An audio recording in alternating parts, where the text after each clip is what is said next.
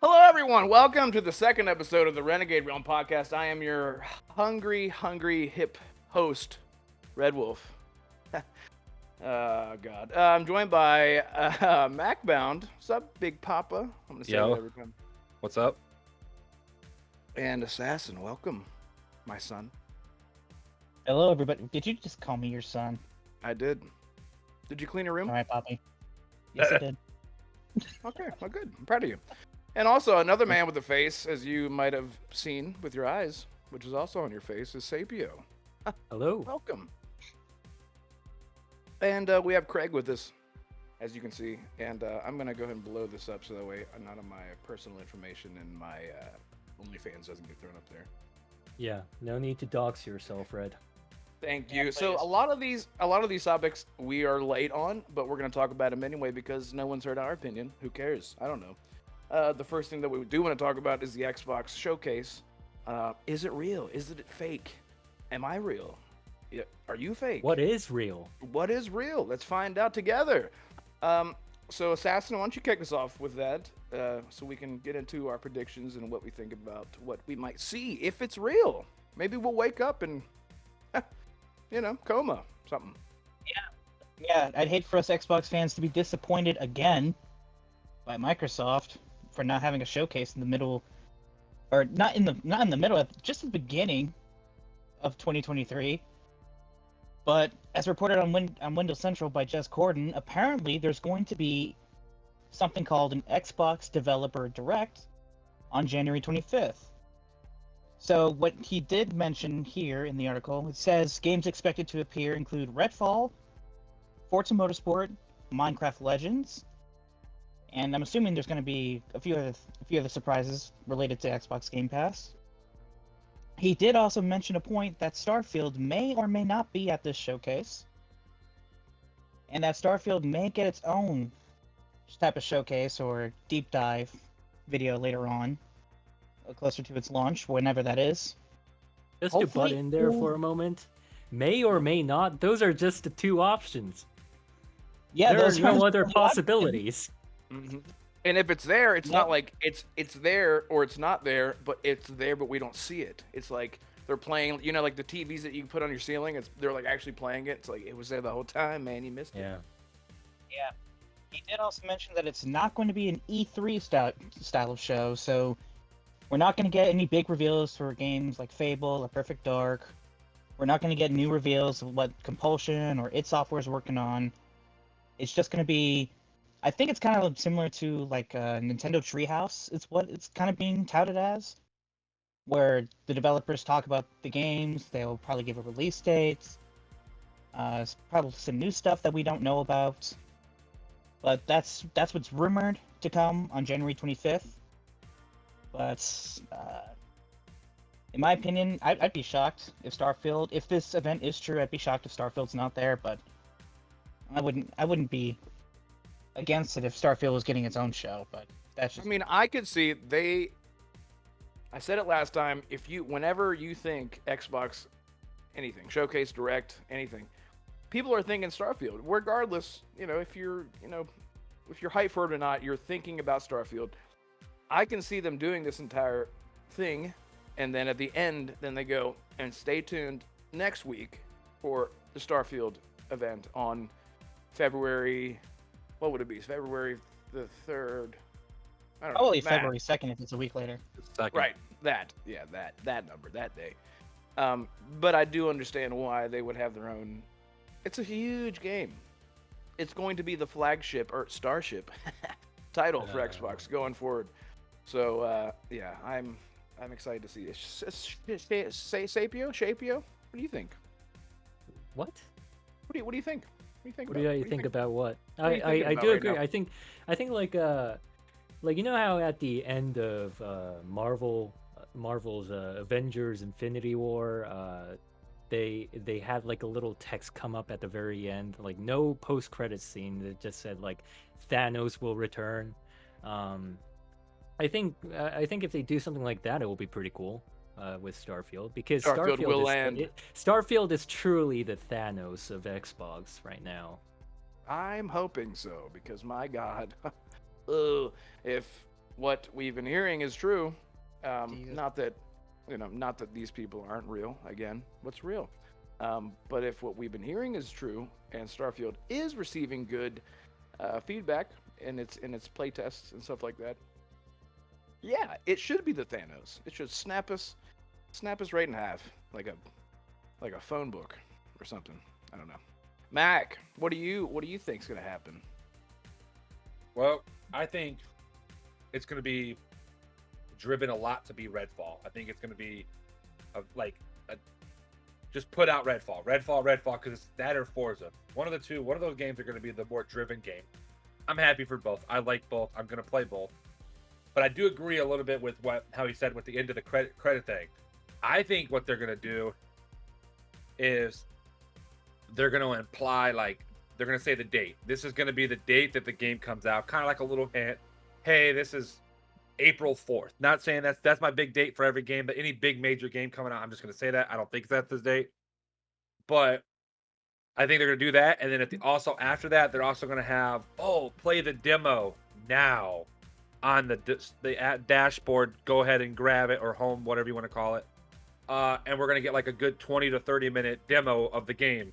Now, clearly we know could be bad, could not be, because, demos are not full games. We know they're not the finished touch product that we get, or something like that. I think that's what we're going to get. Or even Redfall, maybe a Redfall beta or something like that. Something's going to be said afterwards, but I don't know. I don't think Starfield's going to get put out as much as everybody thinks it. Keep your expectations low when it comes with that game, because they're not going to show it until they're 100% ready to show it. Huh. That's a fun take. I like that. Yeah, I actually do agree. If they're gonna delay it, and people keep saying, is it delayed a second time? Oh, guess what? It was delayed. It was delayed. Period. And it hasn't been delayed a second time. Obviously, now they've confirmed it's coming out in the first half. So now we have 6 months from today. It's what is it? 5 months, 10 days, essentially. 5 months and 20-something days. That's They're right. not going to So put it you're in better June. with math. Yeah, they're not going to put it in June. No, not against Final Fantasy and Street Fighter. No, and Diablo. Those are already established franchises with its own group of fans who may or may not have to choose between those games and Starfield. There's against a new IP. There's no way that Microsoft's not going to put it in June. I'm going to say not going to do it.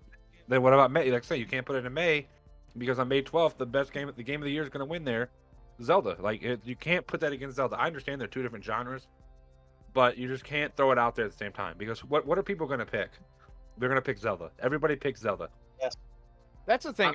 Here's my thoughts on that, because I understand Zelda is a juggernaut, but they're two different platforms, and if you own both platforms, then you do have the choice to play it. But if you're, again, it depends on how you play the Switch. If you're going to play it like an Xbox on a TV, you can do that. But they are two different platforms. And if you favor one or the other, if I don't have a Switch, Zelda's just not an option. So do people go out and they buy a Switch just to play Zelda? Yes. If they already have an Xbox, chances are you already have Game Pass. So you're going to be playing Starfield regardless if you have Zelda or not. You're going to be playing them both at the same time. Maybe I'm projecting, because I do play a lot of games all at once, but I don't know. Sapio, do you think that you could juggle?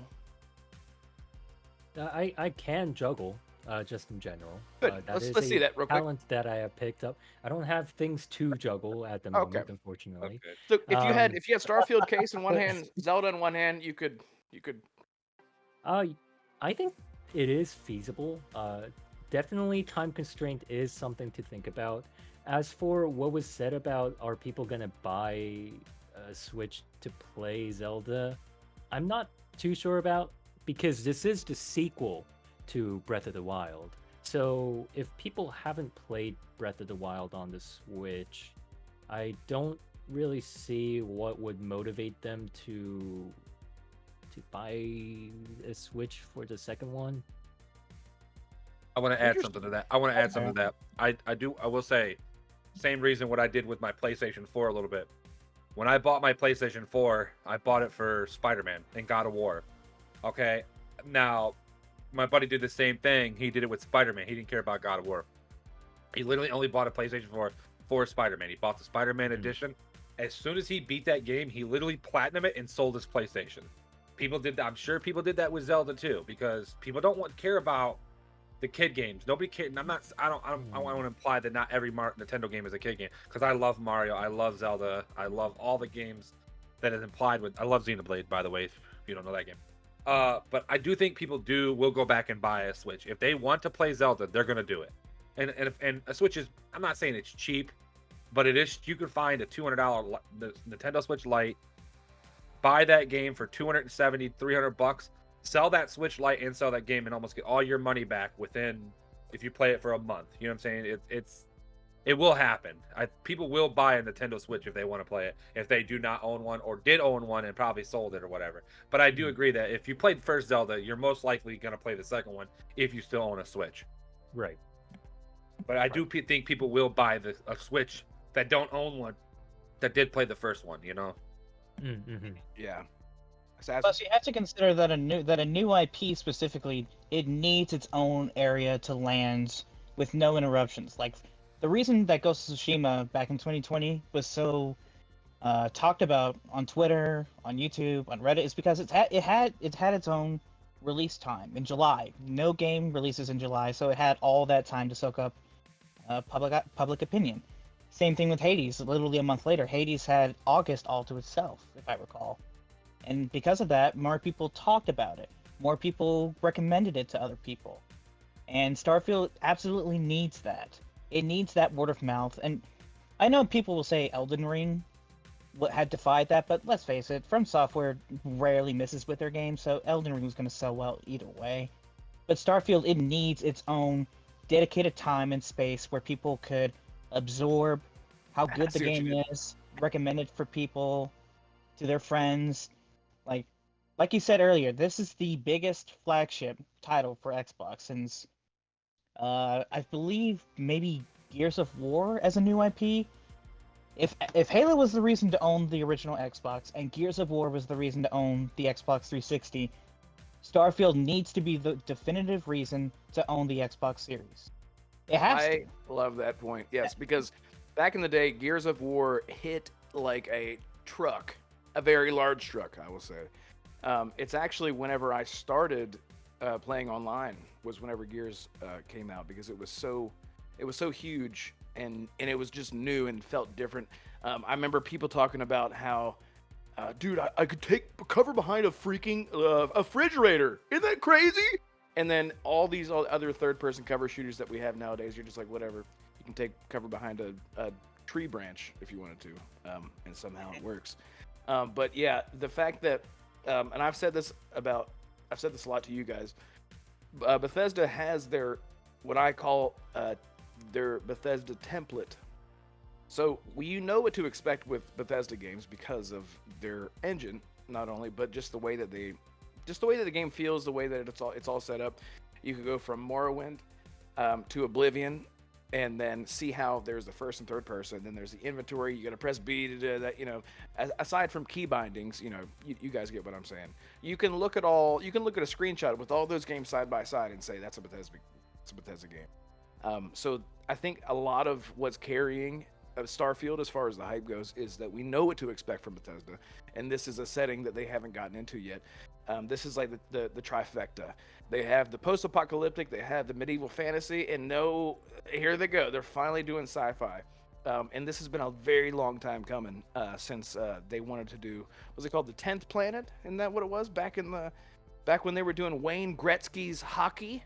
You guys know what I'm talking about? Yeah, they made Wayne Gretzky. Yes. So anyway, 97, 96, I think it was. Yes. Yeah, and so so they've been wanting to do the sci-fi genre for a very long time, and they waited. But my point is that we know what to expect from Bethesda, and to see it in a new light with a new theme and a new setting I'm very excited. I could talk about Starfield all day long. Other than that, do you guys want to talk about what you want to see from the Bethesda showcase? Anyone go?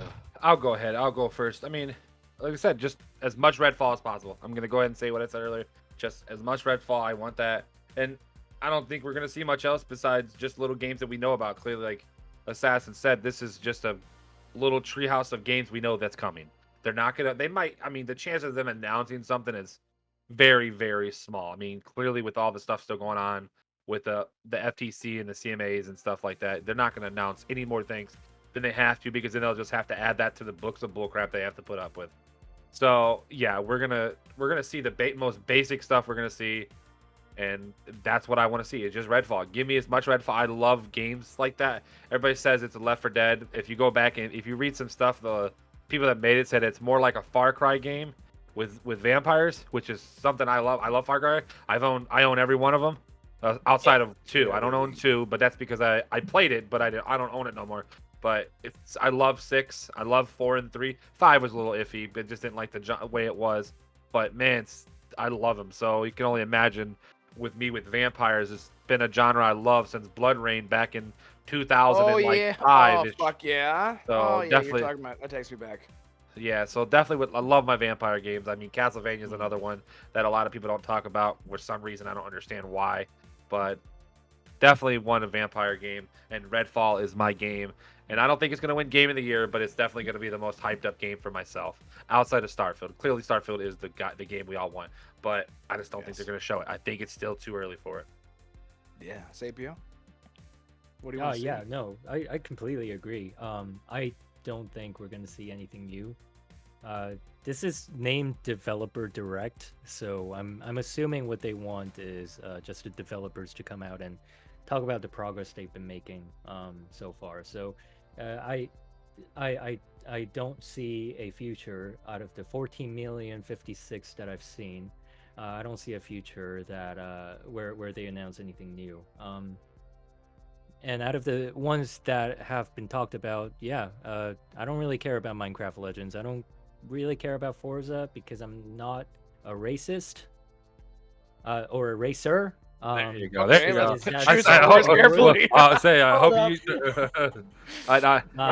Well, you're clearly Doctor Strange, is what we know with that pun at the beginning there with the million. I love it. That's a good. I like that. I like that. So yeah, no, I'm most hyped for Redfall out of all of them. And again, I don't think they're gonna talk too much about Starfield. Yeah, Assassin. What'd you think? Big. No, you're not Big Daddy. Max Big Daddy. Little Mama. What? Okay, I'll take the Big Daddy. There we go. I thought it was your son. He is my little. Oh God, we have to talk to your mother about that. Anyway, Assassin. I'm actually gonna take a different path than Mac and Sapio. I think they're gonna show something else besides what's being reported, but I don't think it's gonna be anything new. Playground Games last year, along with Turn 10, they said they had something new to show regarding Forza Horizon 5. I'm assuming maybe they'll be there with the second DLC planned for Forza Horizon 5. I like that. They did say that that they would talk about it in the spring. This kind of lines up perfectly with that. Back in November, Ninja Theory, they wrapped up their mocap.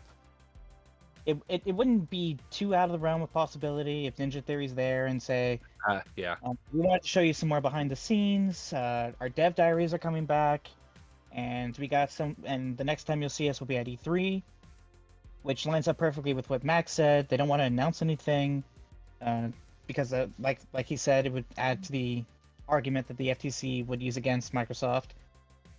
And the report did say other ZeniMax Online content, so I don't think Fallout 76 or Elder Scrolls Online is out of the possibility.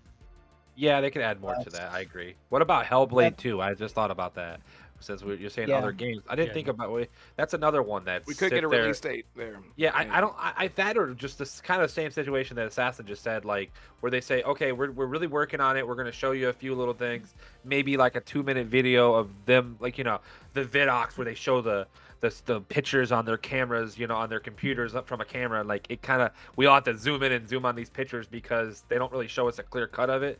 But then they go, we're going to talk a little bit more about it in the summertime, and maybe possibly at A3 or something like that, And then they kind of clearly, which we all know that if it's later, we all know E3 would be the next topic, the next big old event for Agreed. Hellblade. Yeah, so I do agree. I just thought about that when we were sitting here talking about other games. It's just Hellblade 2. I mean, it's been a year since they said something about it. I mean, and it looked great. I mean, if you remember the VGAs, that big old monster chasing her was like, wow. I mean, that was speechless. How Unreal is just amazing. Just hopefully they got it done. So, or getting it done. Let me say that, because I'm sure it's not nowhere near done, or at least close to done. When was that revealed? 2019. The announcement was revealed at the Game Awards 2019, but the gameplay was shown in 2021. Yeah, the gameplay was 21. Yeah, it feels so far away. Okay. Yeah, it's been a year. It's been a year and about a month. Oh, okay. Yeah, I remember seeing it and I stopped watching it because I was like, well, I need to finish the first one. Well, you gotta realize the first one. Oh my god, it looks like it just came out today visually. Yeah, it looks amazing. Well, that game's amazing. I mean, I remember when Xbox bought them and pretty much got them over and brung the game over from the whole bullcrap with Sony and stuff like that, and they've just brung it over with Xbox. But like, if you look at a lot of games, when they show games like this, they'll show like a 5-minute video of their game like they did, and then normally it's about 2 years, about a year and a half to 2 years when the game gets released after they show them little small 5 to 10 minute videos. Like I'll even use the Division. Since me and Assassin's been talking about it, the Division did it. They showed the game 2 years later. The game come out. A lot of games, Halo. Every time they show Halo, 18 months later, normally a Halo comes out. Yeah, besides Halo Infinite, which was whatever. Right. But Gears of War did it. Gears of War does it. Almost every Xbox title gets announced, and they show those videos, and then 18 months later, they bring the game out. So I think that's similar to what we're gonna get with Hellblade. I think it's gonna come out, but like 2 years. I think it's going to be December. I think it's going to be the last game we get this year, in like December 15th or something. It's going to be a big old Christmas date, kind of something like that. Right, because separating the first party titles is really important. You cannot release Hellblade even a month. You can even I would say even 2 months, 3 months afterwards. You putting something like that so close, and this is again, this has been the talk of the town for a month or even way longer, with Redfall and Starfield coming out very close together.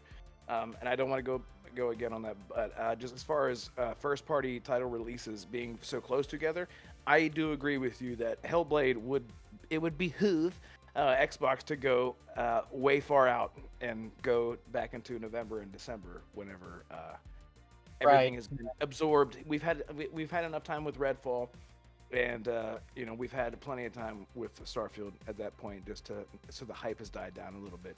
Okay, so think about this though, real quick. So we all know it's rumored that Redfall might come out in May, right? We got May. There's rumors that Forza can either come out in beginning of April or even up to September. So I don't believe it's going to be April. I wish it was. I mean, my calendar that I've showed you guys, that I've talked about, that April would be a great release for an Xbox game, but I just don't think they're ready.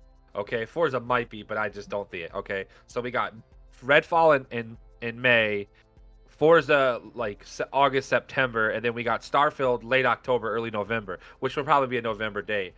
Do you still put Hellblade? Like I said, do you still put? I'm sure Minecraft Legends will probably be maybe July or something like that, or August itself too. It's not as big as them other 3 games. They're not AAA big, even though it's a popular game.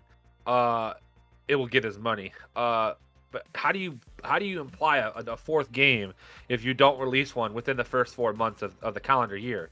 How do you imply 4 games? That means you'd have to put one out every 2 months from that point forward. So 5, 7, 9, 11. Okay, there's your 4 games. Yep. There's no way they're going to be able to do that if they go past the date of July without bringing out Minecraft Legends, and then September would be Forza, and then November, late October, early November, or something like that for Starfield. Yeah. I just don't. I wish I could say Hellblade would come out in December, but like you said, you cannot put Hellblade and Starfield next to each other. Hellblade will look shitty compared to Starfield. Not that Hellblade's bad. Everything will. That's what everyone's waiting for. I mean, you just can't do that. I still go ahead. I do agree with Mac on that you need a certain amount of space between first party releases, and to answer his question, What exactly would you do with Hellblade 2 at that point? If it was me February. if it was me as Microsoft, I would put my foot down. I would be the first publisher in the industry to say, "Here's our first 2024 game, Hellblade 2, February or March. Put your Yeah. flag first. Be the first Yeah. one to do it." Now, also like- remember, Just like From though, Software did with Spider-Man. We also got to Yes. understand Spider-Man's coming out. Now, listen, I know there's people that don't own a PlayStation. I get that. People they only own one system. Sapio, you're one of the guys. You know, you don't own all these systems. You're a PC guy. But like, just somebody's gonna buy like we had the same situation with Zelda. Somebody's gonna buy a PlayStation 5 for Spider-Man. It's the only reason why my PlayStation sits to the right of me now, because I've already played everything I wanted on my PlayStation 5. There's nothing from now until November that I want to play outside of Spider-Man or whenever the hell the release date's gonna be. Probably September is what I'm gonna say with that. I just sold all my PlayStation 4 games after I was done with Ragnarok. I beat it and I liked it a lot. It was a good game. Yeah, But I realized at that moment there is nothing coming to PlayStation 4, especially PlayStation 4. yeah, Why do I have these games? I'm not going to replay the games. The reason that I own my PlayStation, actually, back in 2016, was it 2016? No Man's Sky came out. 17, was- I think. Yeah, it was 16. I think it was 2017. 17. Yeah, it was 17. So that's the only reason that I own my PS4, because I wanted to have it, and it was that moment that I realized I love PlayStation for its exclusives. So I was like, this is why I will own it. And then after finishing Ragnarok, I had this moment where I was like, it's done. I'm done, because I don't Yeah. have a PlayStation 5. I was like, it's done, and it was just gone. I'm not gonna replay these games. They were great experiences. Last of Us 1 was great. We won't go there, but 2 is not bad. Don't dog 2 as much as you So say. anyway, It's still a good game. Oh, it's horrible.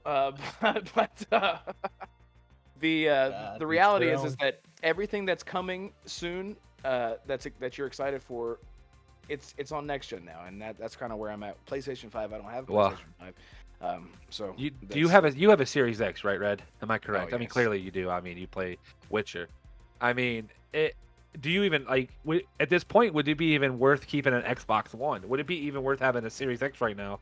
I would say no. I would say Yeah. no, because And this is coming from Xbox people. This is coming from there's no point of having. I mean, in all reality, the only thing it's really good for is how fast the games load up. I mean, that's the biggest Right. thing. And I would say, and especially because now they have been for a while now retroactively adding upgrades to older games that you own on Xbox One.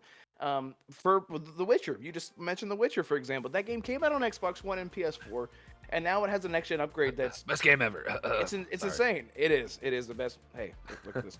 It's still the weirdest I don't thing really ever. see. I don't see how owning last gen is. I get it. If financially, if you can play, all you can afford is a Switch. I mean, even a Switch. I mean, I bought my girlfriend the what is it? Animal Crossing, the new Animal Crossing game. I bought her the Switch that is like the themed for Animal Crossing. Okay. He's like, hey, just so you know, this doesn't come with the game. I was like, are you fucking kidding me? Do you guys remember this? It did not come with the game, so I had to buy the game separately. So that was like $400+ for a Switch in the game. And so consoles are expensive. So my point is, if you only have last gen and you're happy with it, and you don't want to chase after the new hotness every single month, it feels like now, because this 2022 was crazy with the games. It was insane. And now 2023 is looking to be amazing as well. If you can't afford it, it's totally fine, but I do agree there is no reason to not have a next gen, there's no reason to have a last gen now as far as looking to the future. So, yeah. But there isn't. But see, that's what. Hold on, real quick, Assassin. So the thing is, you need one, but at the same time, for Xbox point of view, you really don't until they do fully announce, which is going to be Forza. Forza is the first game that is next gen that they're not going to be putting on last gen. So if you're a racing fan, yeah, you want to get ready to buy a Series X or an S, but preferably I would say get an X if you're going to play a game for graphics and details of games like that. But they need to start getting this shit rolling and stop worrying about, this PlayStation 4. Well, clearly they're moving on from it, but Xbox needs to stop worrying about last gen a little bit. There's no point of worrying. We're in next gen now. The COVID shit's gone for people not to get an Xbox. You know, that shit's gone. People, if you want an Xbox, you can get an Xbox. You go up there with you know, there you see them getting posted, and they're on Best Buy for an hour or two. If you want one, you'll get one. You know, at that point, yeah, they're still selling, but there's just buy one. Just buy a freaking console. If you want it, buy your. Do it. Exactly. Just do it. Yeah. Okay. Sorry. So on that, it's fine. So just real quick, before this is going to tie into our next topic, but Fable. We're a little bit late to this, but there was the rumor about Fable. Assassin, please, you know what I'm talking about. The rumored Fable nonsense. That it was changing internally, and that it was. People hated themselves, and people were crying under their desks, and people were running around naked in the break room. Those rumors. That's a regular thing, though. This is Playground Games you're talking about, not Activision. That's what they were doing. It's a literal playground with lots of sand. God. It gets everywhere. It's coarse and rough. Yeah, that's where they got the sandbox. Ralph forget the other stuff that I said. Let's talk about the actual BS rumors that came out. Okay, so apparently on I can't remember if it was 4chan or Reset Era, but someone apparently posted that. Apparently, someone posted that Fable had been restarted internally from the bottom up. It was going to be redone on Unreal Engine 5. The Forza Tech engine version would never see the light of day. And somehow it would come out in Q1 or Q4 of 2024. That right there is like, there's no way they can get it done in a year or two. Yeah. If they're starting from scratch, no, there's no way. But it got a lot of people talking about, if Playground Games is in trouble. Are they the right studio to do Fable? What is up with Xbox and their management? But it was easily debunked by numerous people, like Jess Gordon, I mentioned earlier. Christopher Dring from GameIndustry.biz also said it wasn't real. But it still got a lot of traction. It got a lot of people talking. Whether Xbox, as a publisher, has an issue managing their studios. And the only thing that I have to say for it, I'm just going to go first because I got the least bit to say because it's obvious. No, they don't have a managing issue. It's just people misinterpreting things the wrong way. And they did the same thing last year. When a developer said that Fable was being scaled down, every game gets scaled down. The Witcher 3, as an example, probably had more content planned for it, but CD Projekt Red probably cut some things. Can you imagine? Every game, every publisher, every studio cuts down their content. They all scale down. It's not exclusive to an Xbox studio. I mean, every studio does. Look at Spider-Man. Look at Spider-Man when they showed Spider-Man. That they tuned that thing down so much, and I still think Spider-Man's one of my favorite games ever. But that game when they showed all the bridge thing and the building stuff, the game looked beautiful, and then the real game looks like a 30 frames per second trash can compared to that, So. And you think about cut content a lot. Sometimes, like I say, a lot of the times, but sometimes cut content actually becomes DLC, or they build off of it. They want to continue what they started because they still have assets there that are being completely wasted and unused. So whether it's going to get used in a sequel, depending on what the IP is, they want to reuse it. But as far as timing and their deadlines and stuff like that, a lot of times companies do have to scale way back and say, let's just focus on our base right now, and let's put this in another folder on an SSD somewhere, and we'll come back to it whenever we do have time, whenever we're not being pressured by publishers to get everything pushed out on time. Sapio, did you say something? I didn't say anything, but I do have Okay, yeah. So I do have like a related question, right? Actually, I'll talk about the related question later. We were talking. I know about, what you're. We can go right into it. We can go right into it. We can go right into it. So you want to talk about rumors in general? Yeah, rumors and in how general. they affect. Yes. Yeah. Please take it away. So I'm probably more like, what did Assassin say? Anyways, he said he's gonna go pee pee poo poo. Okay, yeah. Regular occurrence here. Yeah. What I was gonna say is I'm probably more like the audience here. I don't really follow a lot of rumors. I don't follow I don't really watch like Xbox Direct or anything like that. Usually it's like when a game comes out, I'll hear about it, and if I'm interested enough, I'll play it.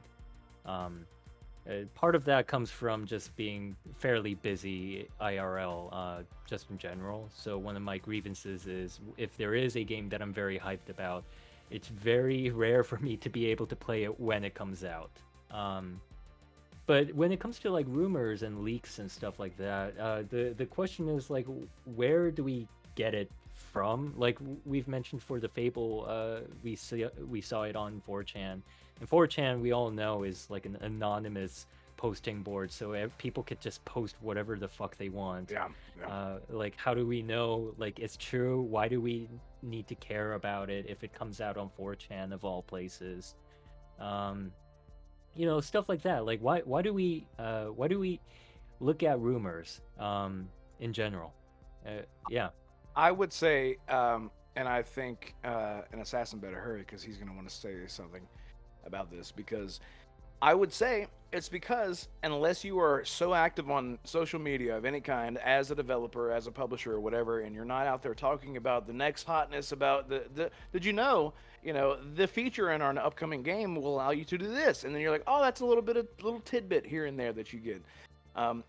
The communication a lot of the times is just non-existent unless you're an indie developer and you're excited and you're busting your ass every single day and you want to get out there and say, hey, our next update is coming out and we're so excited, and thank you everyone for your support, and your game is in early access, so you get to see these changes happen actively, that 3 years later the game is dramatically different, and whether that's a good thing or a bad thing.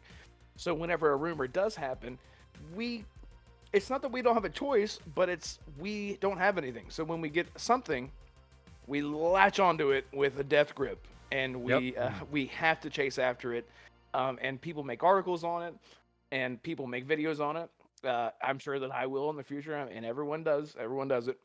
Xbox fans in particular are guilty of this. Well, right, because we're used to waiting, right? That's what we have. Yes, go ahead, take it away. I want to say something about the rumor thing. Remember back in 2013, 14, whenever they showed the Xbox One, they said, "Oh, you have to always be online, right? The DRM or whatever it was called. I'm not exactly sure." And then people outraged about it. Anybody that was actually a true gamer that literally kept up on stuff, people outraged. But people like 3-4 years later didn't even know that they fixed that problem. Well, supposedly fixed that problem. I don't believe they fixed it as much as they think they did.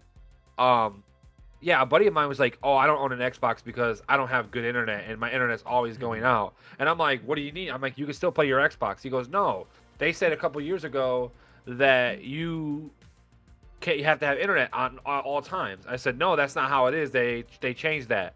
And he was speechless. He goes, "Well, I'm gonna go buy an Xbox." He bought an Xbox like a month later, and he realized, oh, it doesn't need it. His games were all disc anyway, so it didn't matter to him, and he didn't care about achievements or anything like that. He just played games. Now that's kind of the same situation. Rumors. People get stuck on rumors. Oh, this company's fallen down. Like we'll say, for example, we all know that Activision is a very bad company when it comes to management, when people with the sexual harassment and stuff like that. People only look at that and they don't realize that they're trying to fix that. That clearly Microsoft is a good company. So people only see that one thing and they don't realize that it's trying to be fixed. But people only look at the bad. They don't go look for the good. They don't look for the problems that's been fixed. They don't know how to go look. And same with the sensationalism. Right? Yeah. Same with this Fable thing. This first of all, the person that posted this on this 4chan page, I'm almost 95% positive it's a Sony fanboy or a Sony guy. We all know that I like both systems. We know, but I'm more biased a little bit with Xbox. We know that I played most of my games on Xbox. But there's so much bias, like when people just love their PlayStation or they love their Xbox and they don't understand that stuff like that. When you say stuff like that, it can bring a person down, or something like that. And people don't go look stuff up. And I mean, imagine somebody that was looking forward to Fable in the next 2 years, and then they see that rumor and they don't know how they don't know much about looking up stuff if it's going to get solved or something, or they do, or they just don't know how to read well or something like that, and they see this and say, oh, it's down, that Fable's having a reset, and they're like, oh crap, and they don't know that we already two days later it's been solved, that it's a bullcrap lie. And that's the problem with these rumors that kill me, is this: I feel bad for people that are not fully into it like us. Somebody that's just a casual gamer that just glances at stuff and doesn't overdo stuff. They just glance at, oh, like we'll say the next Call of Duty, the next Call of Duty is going to have jetpack. Well, it's a rumor, right? This person's going to see it and go, well, I'm not even going to look at the Call of Duty next year because it has that. And even though we know that's not going to happen, like I'm sure clearly we know Call of Duty is probably never going to go back to that route anyway. But like people might see that and think, oh man, I don't really want to buy the next Call of Duty. And now it's bad on people that own Xbox. If they own it, it's gonna look bad on them because this casual person doesn't understand that, and they're not gonna put any effort into looking for something like that. And that's why it kills me. That's why I believe these fanboys are so fanboy that they have nothing else in life to do. They have to cause rumors and they have to make little like high school drama when it comes to stuff like that, just because their favorite piece of plastic isn't getting the right thing. And that's what kills me about that. And I love my Xbox, but I know what stupidity is, and I know what like in love with your Xbox or your PlayStation is. And that's what these people do. They're so in love with their PlayStation or Xbox that they can't realize that they're really screwing a lot of people over when they're doing this dumb shit. Right. Yeah, Red and Matt kind of already touched on the first two topics, or two main points to your question, Sapio, but I want to touch on the third one. You asked why a lot of people take rumors, at face value, or, why a lot of people tend to believe the rumors first until it's been debunked or been disproven. It's because in the past, there have been some leaks by some particular insiders that have actually leaked legitimate pieces of information in the past. I didn't actually know this until about a month ago when I was watching one of the Axeman's videos. He's a YouTuber. He's a gamer. He's a YouTuber. He was going through his top 20 Never heard of him. games of all time list. Get him on the show. He must be small. He's a pretty cool guy. No, he has 1 million subscribers. No way. I know. Red's being a smart ass. But he mentioned something particular about Super Smash Bros. Ultimate. A lot of information about the game was leaked on 4chan the day before it was revealed at E3 that year that Nintendo finally revealed Super Smash Bros. Ultimate. Same thing happened before E3 2021 for Xbox. Someone leaked the entire slate of what Xbox was going to show, including new games like The Outer Worlds 2. I have a big one that I think the culture of leaks really changed after this one. This leak in particular was so huge and so in depth with its details that people latched onto it. And then it was later debunked, if I'm not mistaken. It was later like, this isn't real. And then when that game got revealed, every single bit of that leak was real. Do you guys know what I'm talking about? This was a huge game. No. Well, the only thing I think of I've is heard Banjo. something like this. I'm thinking of Banjo-Kazooie being announced for Smash since he just said that, but that's the only reason I think of that. But outside of that, I can't think of anything. This was the Lone Survivor leak for Fallout 4, if you guys remember this. Yeah, see, I don't remember that. It came out on 4chan, and it was this whole leak about how you start off as a lone survivor and your kids die and you're in. It was the whole thing, and people were like, "Oh my god, this is real!" And then somebody came out, somehow it just a tidal wave of just, everyone shut up, this isn't real, and everyone's like, oh, I guess it wasn't real. And then the game came out and it got revealed, yes, you are the lone survivor. Everything was true about it, or at least most of it was true. I don't want to talk out of my ass, but it's been a long time. It was like 2013 or whatever. Let's say, for example, though, like let's say Jez. We'll use Jez or Jeff Grubbs. Imagine them guys only getting like, let's say they have 100 predictions in a year, right? They got one prediction right out of the 100, right? But that one prediction is somebody's favorite game. Like, we'll say, for example, Fallout 4. Jeff goes, oh yeah, Fallout 4 is going to get released. But then he says, also, Skyrim's going to have, Skyrim 2's coming also, right? So the person's going to believe what he says, no matter what. Even though we know there's no such thing as fucking Skyrim 2. We all know there's nothing. But due to the fact that he heard that Fallout 4 rumor, his mind goes, this guy's always right no matter what. And it only takes one game to make a person think a person's always right no matter what. I always take shit with a grain of salt until it's 100%. I do talk about it, and we've talked about stuff in the party, and I always say you never know, because you don't fucking know until it's fully announced, because people can Photoshop shit so easy nowadays. Everybody has it on their damn computer. That's anyone that wants to be popular in this community, and that's our biggest thing is Photoshop and people lying just to get some clout.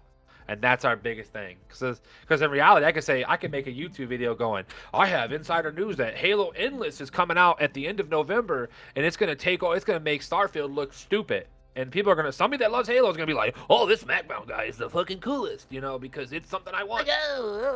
And that's exactly the problem with these insiders and journalists. And I'm not saying nothing bad about Jez or Jeff, because they're awesome guys. I'm telling everyone. But I'm saying in general, just people latch on to stuff. It's a small grain, and they latch onto it like it's it's a line of coke or drugs or whatever you want to say it is. And you might have to take that out of the video. But yeah, Coca-Cola, yeah, the drink. All the sugar in America that everybody gets addicted to. And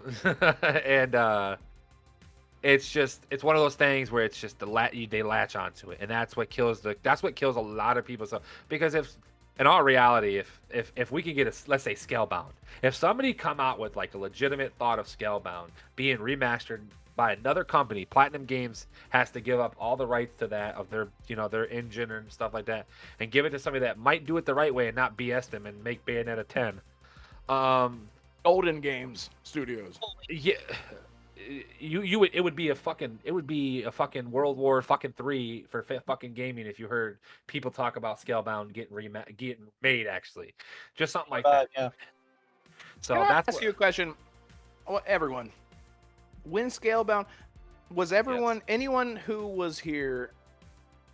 I'm trying to think how to ask this. Okay, when Scalebound got announced, again, I project a lot, and I just want to be self-aware. I got really excited for Scalebound because we did not have a Monster Hunter on consoles, on PlayStation or Xbox or Switch, or we didn't have Switch then. So, you know what I mean. That was the only reason why I was actually excited for that. And then they had this very stylish combat, it's similar to Devil May Cry and all that. Even the character looked like Dante with headphones, which was dumb. Yeah, so I want to go first. Now that we have Monster Hunter, and now we're getting Monster Hunter Rise soon on Game Pass. What is the draw for Scalebound now, Mac? I would say people that like Lost Planet and Devil May Cry. Lost Planet is the closest thing we had to Monster Hunter on the Xbox. If anybody played it, you understand. One was a little iffy. It was really hard. One was like almost like a Dark Souls game, very hard. Same company, by the way, just so you know. It's Capcom. Yeah, I know. I'm just saying, but yeah. It's similar to that, and then Devil May Cry. So I mean, clearly the games look identical to each other. Scalebound almost looked like Devil May Cry. Yeah, I mean they're all the fucking same company in their own ways, but they're great. They're great. And that's where I think it comes into play, where if you can make something like that, and then people love dragons. Come on, look at Skyrim. Everybody bought it. Some people were like, "Oh my god, is Skyrim a medieval game with dragons? Oh, that's kind of like Game of Thrones at the time too. Oh my god, Yes, you took it right out of my. Yeah. So, I mean, but that's just my thought. I just think that when it comes down to Scalebound coming back, or the rumors of it, it can make a big leak into something like that, and it could kill a lot of people's vibe when it comes to people and their journalism and stuff. We'll say, I'm not even gonna say, I don't know how you would put a person like that, but Scalebound's never coming back. I want to clarify that it's not coming ever, but just it would be awesome. I don't know. Drez Junkin last night. We could. Never mind. We won't get into that. Assassin, what do you think about this? 3 things. First of all, there's for Scalebound in particular. 3 things stand out to me as to why Xbox fans want Scalebound to return. First off, it rights a wrong from the Xbox One era. Anything to fix the mistakes that Microsoft made during the Xbox One era, I think it's a massive win. Scalebound, in particular, along with Phantom Dust, are both particular failures that Microsoft has and still is dealing with. So that's one base. Second of all, it's another exclusive. Xbox fans want more exclusives for the platform. Getting Scalebound back into production is a way to remedy that. And the final point that I think a lot of people want Scalebound to come back, it's from a Japanese studio that is widely revered. Say what you want about Platinum and Hideki Kamiya, but Bayonetta 3, Astral Chain, and the other games that they have made, they are very good games. And to have a studio of that caliber making a high-quality game for Microsoft is a big win. Especially since Microsoft is trying to go in hard in the Japanese market by working with Japanese studios and publishers. Yes. So with those three in mind, I see the reasons why Xbox fans would want Scalebound to come back. I'm in the vein of Scalebound coming back because the first point that I made, it would be great if Microsoft could maybe finally atone for what happened during the Xbox One. It wasn't their fault for what happened to Scalebound, but if they could somehow fix what happened in the past, it may give a lot of people more to look forward to in the future. It would show that Microsoft learned from their mistakes, particularly announcing games way too early, and it would show that Microsoft is committed to working with Japanese publishers and developers, which they have been trying to push hard since before the Series X generation even started. And so we like when they push hard. With all that in mind, I could see why a lot of people would want Scalebound to come back, but it's all up to Phil Spencer and Microsoft. They own the IP, and if they find a studio that's wanting to work on that IP and wants to make it, go for it. But for now, I don't think it's coming back either. I agree with Mac. It's not coming back. Ever. Do you like dragons and ladies with dragons and dragons with ladies? What? I don't know. Sapio, just go ahead. Yeah, no, I haven't played Scalebound, so I don't really have much to weigh on the issue. You haven't? But I don't think anybody no, I has. haven't. Oh, Nobody has. I didn't even really know about this game until you guys just mentioned it right now. Wait, what? Yeah. Yeah. It was canceled Wow. in 2017. Yeah, so essentially, No, it was a very. It was canceled in 2014 when they gave them the money and they laughed at their Microsoft's face. That's when it was canceled. It's inadequate. Oh, it was canceled. It didn't even come out. And so listen, Yeah, no, yeah. it never came out. Okay, Understand. so Platinum Games here. I'll give a little description. Platinum Games and Xbox said, hey, we want you to make a game. They gave them what they made, right? Okay, and Xbox loved it. A year later, they showed a thing in 2015 or something like that, or 2014. It might have been maybe 2015. I'm not sure exactly. That they showed this gameplay. Go look at the gameplay. Okay, it's a dragon with this guy with some headphones, and he's like summons a dragon. The game looked fucking amazing. I mean, Platinum Games had a triple A banger, and instead they want to make Bayonetta. Now, no offense to Bayonetta, I'm not gonna say Bayonetta is bad, but what they told Microsoft, they said, "Oh, we're making this game, we're making this game," and the whole time they were making something else. So they were taking the money from Xbox and Microsoft and just making Bayonetta 3. Now, Bayonetta 3 didn't sell the best as they think it is. It sold good. I'm not going to say that it didn't sell good. But compared to what Scalebound would have sold, they would have made probably 10 times their money of what they made off of Bayonetta. I'm just saying. And they pretty much just played Microsoft. And Microsoft said, you know what? In 2017, they said, you know what, Platinum Games, fuck you. And it put a bad genre on the whole reason why Microsoft, I think, has a bad rep with the Asian community with video games and why they can't get developers over here because they had such a bad thing with Platinum Games. That's my opinion. That's why I think the whole situation why Microsoft does have a bad rep. That's why they're trying to get, well, clearly they have a good rep with Sega, but that's it. I mean, Sega's the only one they have a good rep with. They're trying so hard. They tried with Square Enix with Final Fantasy, and look how that went. I mean, it's Capcom clearly did the same shit for Street Fighter and shit and some other games. It's a lot to do with that. Platinum Games, look it up. You'll see the bullshit that they played on Xbox and Microsoft and the little fuckery they took, and they just took money from them and kept taking it from them. Clearly, yeah, Microsoft is rich. They're not going to ever go broke because of Windows alone. But still, it's effed up what they did to Microsoft when they lied. And that's why I think nobody should ever give them money until their game is done. That's my personal opinion. Yeah. Yes, lots of words were just said, and I like it.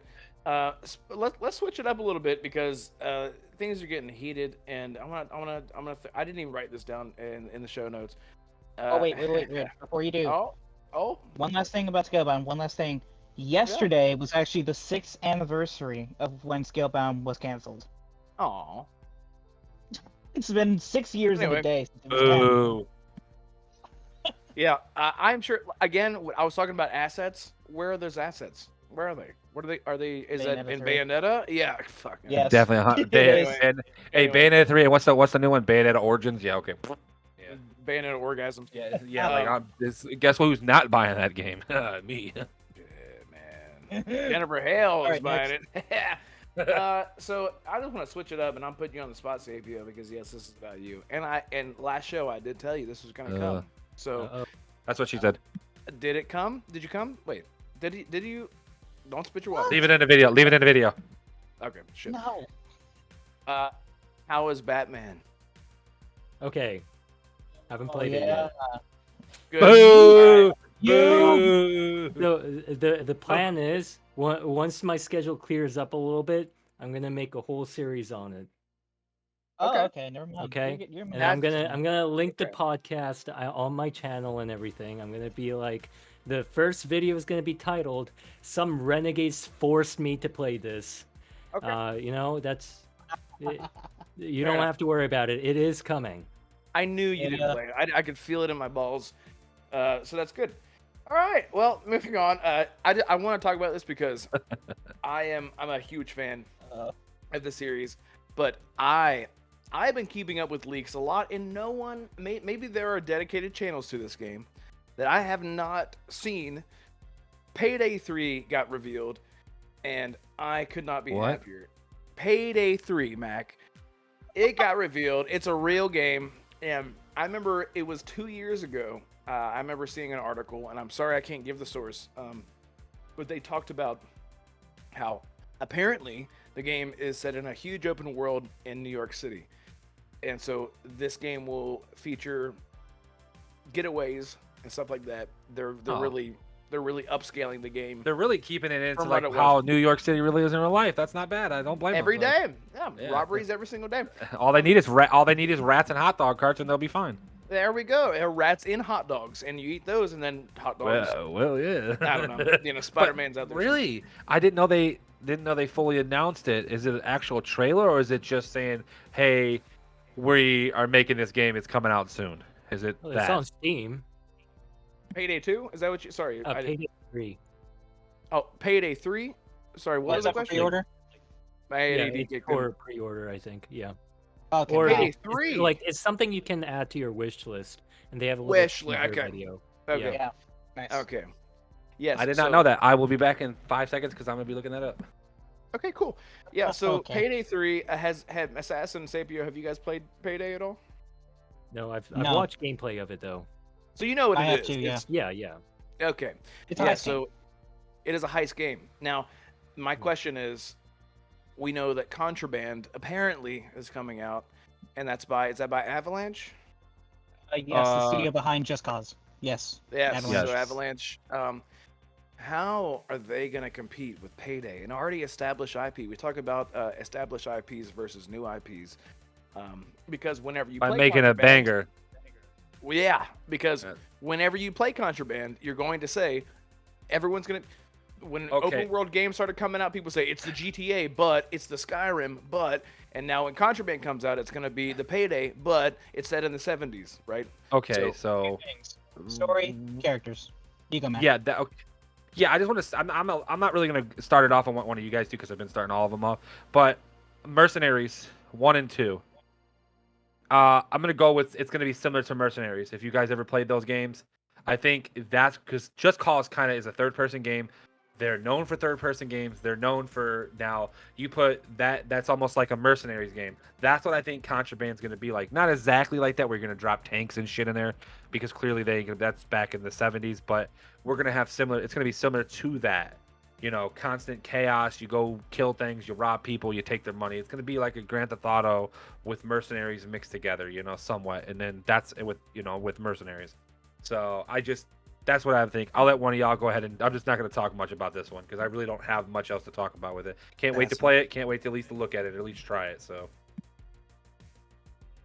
Assassin, are you going to play the character in Contraband that's got he's got the headband and he's got the hair Okay, pulled down so so from what far I'm- over his eyes where he's like this. From He's what like, I've- "Bruh, man, where's the money, from, dude?"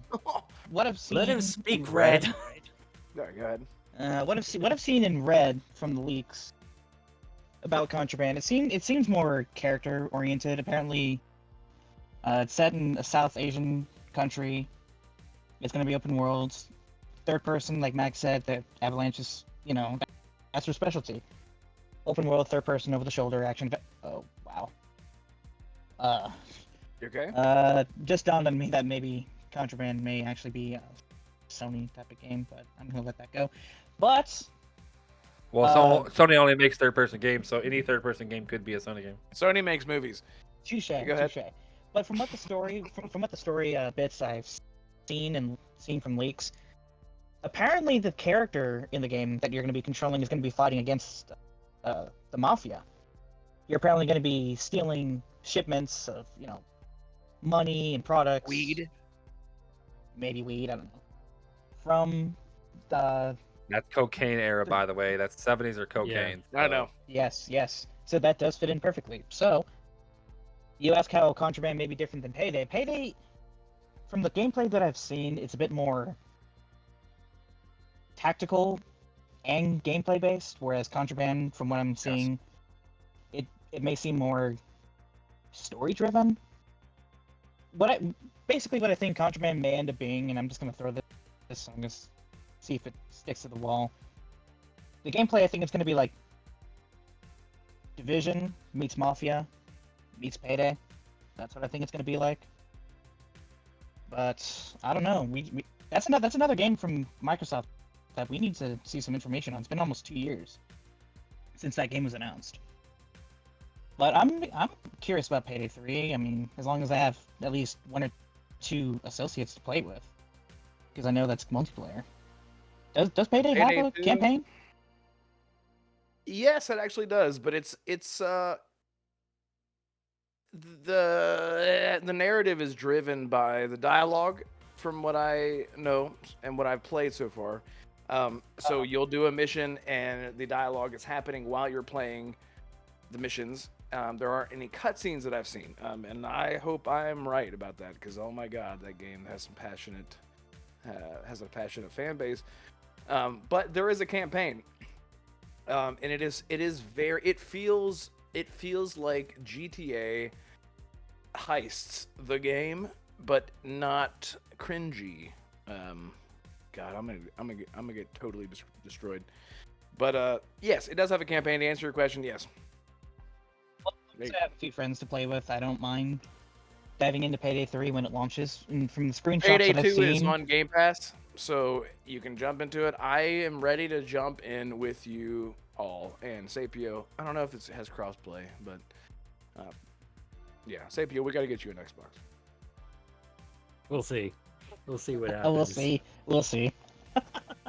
I haven't been able to bust out my PS5 since I've moved here, and that was like a few months ago. So, what good is Xbox gonna do?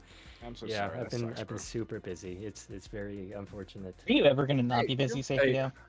Don't worry, That's a good Sapio. question. Don't worry. Mine's sitting there, and I already own all the games, so don't worry. You ain't doing much different. Oh. So, any other thoughts on yeah? Cool. Nope. Sapio? Alright, so let's I was seeing if Sapio had anything to say about Payday 3, because no one asked him. Nothing that has been already said. I mean, your original question kind of sounded like a what is originality in video gaming question, and that's like a huge topic we should probably discuss another day. Yeah, we don't have much time with Sapio. Sapio's gonna jump out very shortly, so I do want to talk about this really quick, because I'm interested to hear your thoughts on this. So Dead Space. Dead Space is getting a remake, obviously, if you're living under a rock. You didn't know about that. But they just talked about how they have an AI director. I don't know, so if anyone has played Alien Isolation has the alien in the game is actually it has 2 brains, okay? So it has one AI and has another AI. One AI tells the alien exactly where the player is all the time. It has another brain that is another AI that lies to the other brain about where the player is, which is why somehow they figured out an incredibly I'll say realistic alien, but believable alien from its source material and it worked out so well. However, the difference between Dead Space and Alien is that that game only has one alien, and Dead Space has a lot. So, from what we know, I've heard a lot of people talk about that they're worried about this because if you're the what really drives horror games is the tense nothingness that's happening along the way, and you're creeping along, and when's an enemy going to come out, and you're like, okay, for sure an enemy's going to come out, and you open that door, nothing happens, and you're like, oh my.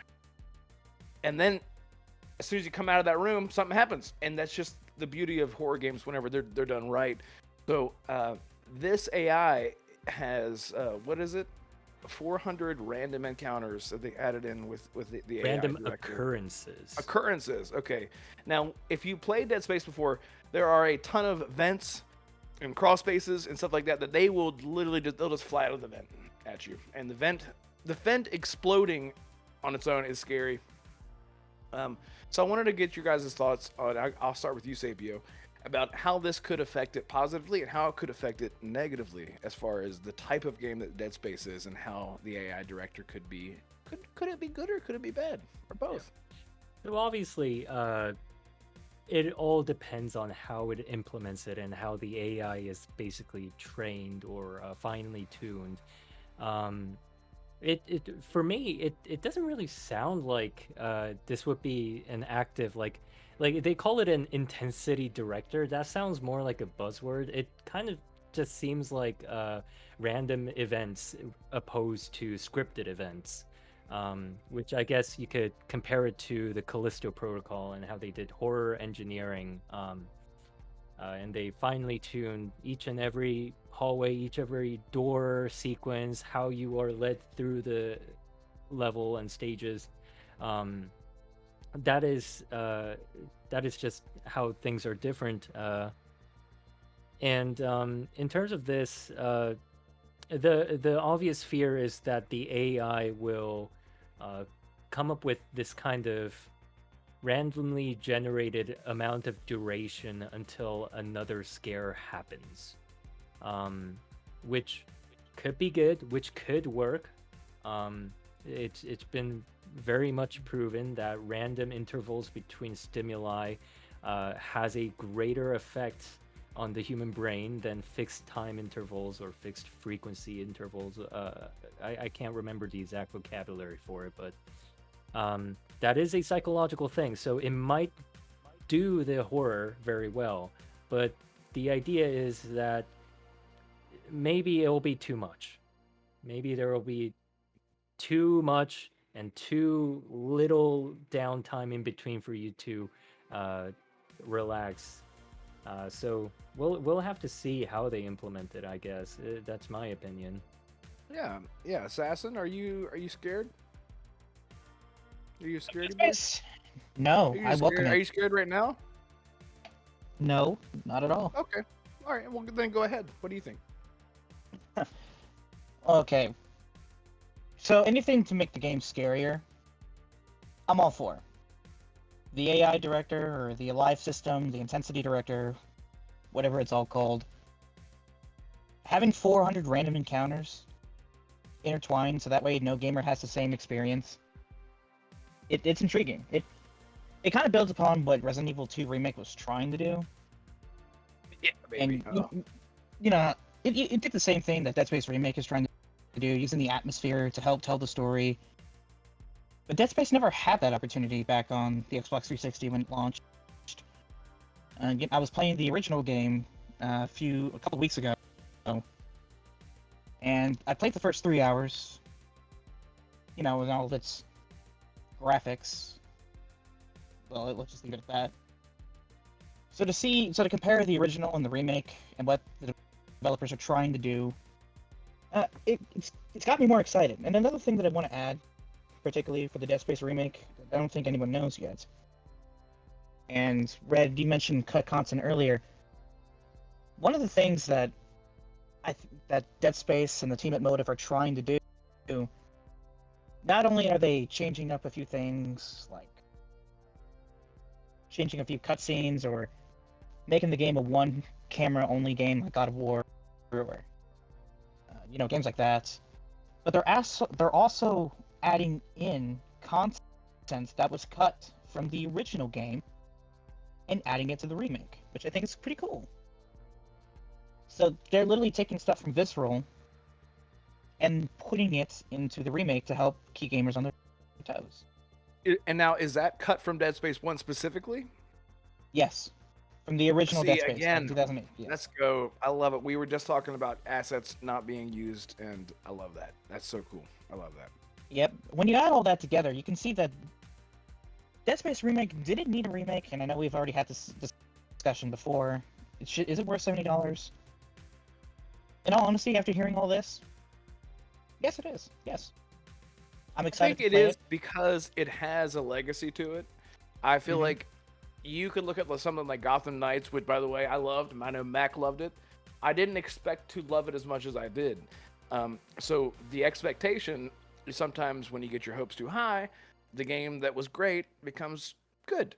And if you have no expectations, then anything that you dive into as an experience becomes okay or good or great because you had no expectations to begin with. Dead Space has a legacy, and so people already know what to expect. And if you have been so far away from that game since, what is it, 14 years, 13 years now? 14, 2008? almost 2008? almost 15. Right. It's 15. crazy. So yeah, so you're going to go back into this, and a lot of people are going to not, if your head is so far up places, yeah, that Your you don't. renal cavity. Yes, thank you. That's a guy like that. Yes.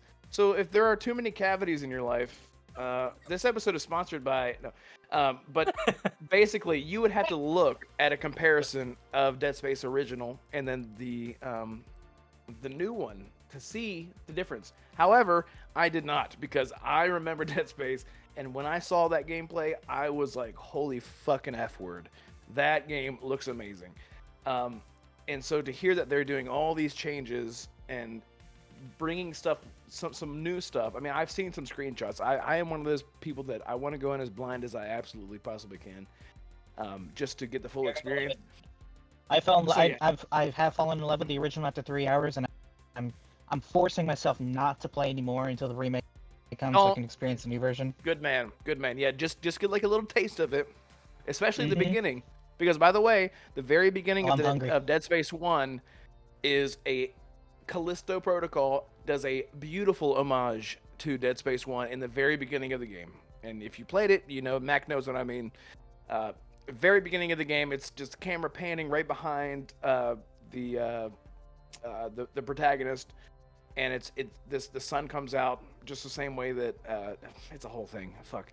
Yes, it's worth $70 in my opinion. I think so. I know a lot of people are not. Some people are not. They want to buy it, but they don't want to buy it day one.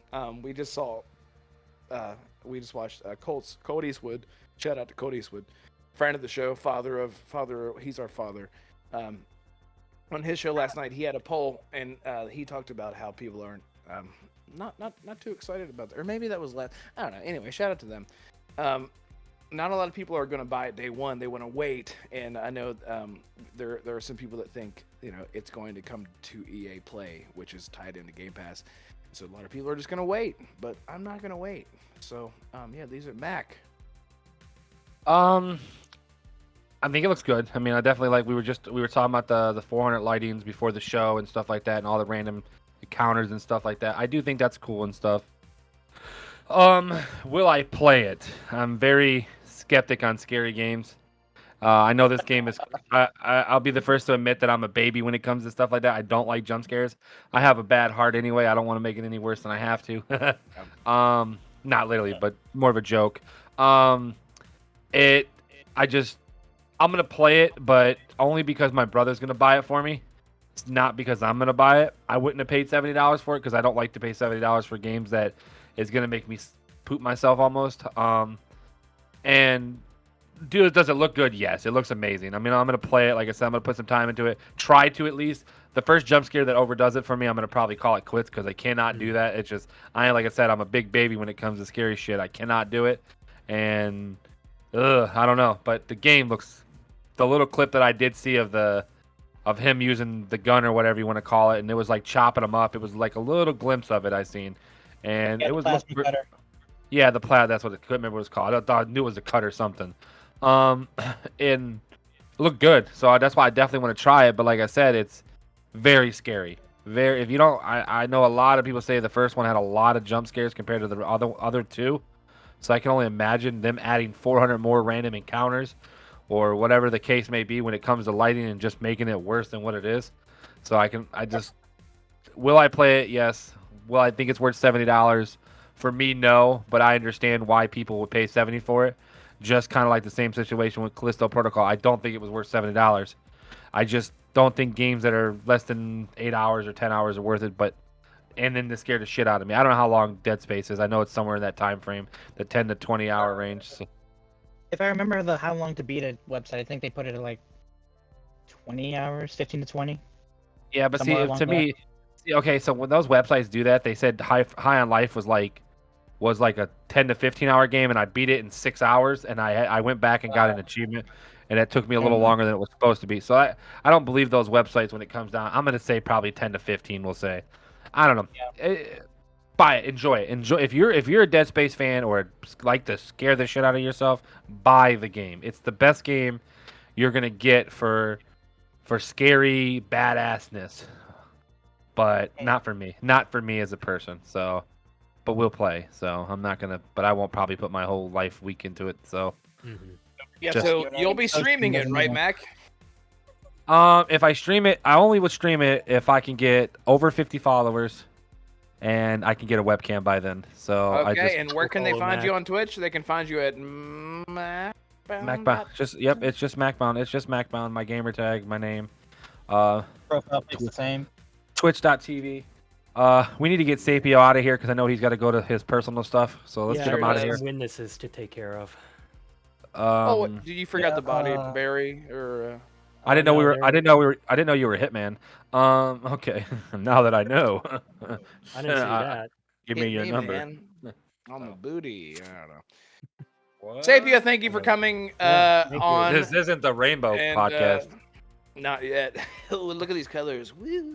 Yes, thank you for coming on, my friend, and we look forward to seeing you next time. Hopefully, you can join us all the time because we love you, and at least I love you. I don't think Assassin likes you very much, but She says behind your We back. have a What are slight you- like rivalry going on. Yeah. right. I mean, yeah, we kind of Who's do. more Yeah. handsome? Right. You should hear the racist things he says behind your back. Joking. I'm joking. Exactly. Well, I mean, Sapio did admit on this podcast he is a racist. No, or he's I'm not a not a racist. racist. That's right. That's what it was. Right. Yeah. Let's He's get not a things racist. Very straight. important. Yeah. He's not racist. So where can everyone find you, Sapio? You can find me on my YouTube channel, Sapio TV, and that's pretty much it. I try not to do. You're any other social lying. media. Sapio now has a no, Twitter. no, he don't. No, he don't. This is wrong. This is false information. No, he I will doesn't. Sue you for doesn't. whatever the word was. All right, and those links will be in the description below. By the way, He said or I like how he above, pluraled that depending with on how links. you're holding your phone. If you're holding your phone upside down, the description will be up and above, and you can find Sapio there. Sapio, thank you. I Yep. hope you have a wonderful Bye bye. evening. Signing out. Goodbye. Have a good night, bud. See you later. Later, Sapio. Yeah, we'll talk about that later. No. All right, so yeah, Sapio is awesome. We love Sapio. It was a great guy. So okay. You guys watched the Squanch Games High on Life video? The trailer, the little like 2-minute trailer, that was a waste of my time. Yes. And mine. So I will say I love this. Why is it happening after the game is out? So I want to talk about marketing for just a quick bit. Xbox marketing at its Xbox best. marketing. Yeah. So the game did amazing on Game Pass. Okay, it was the #1, and so it didn't need it. But what if it did?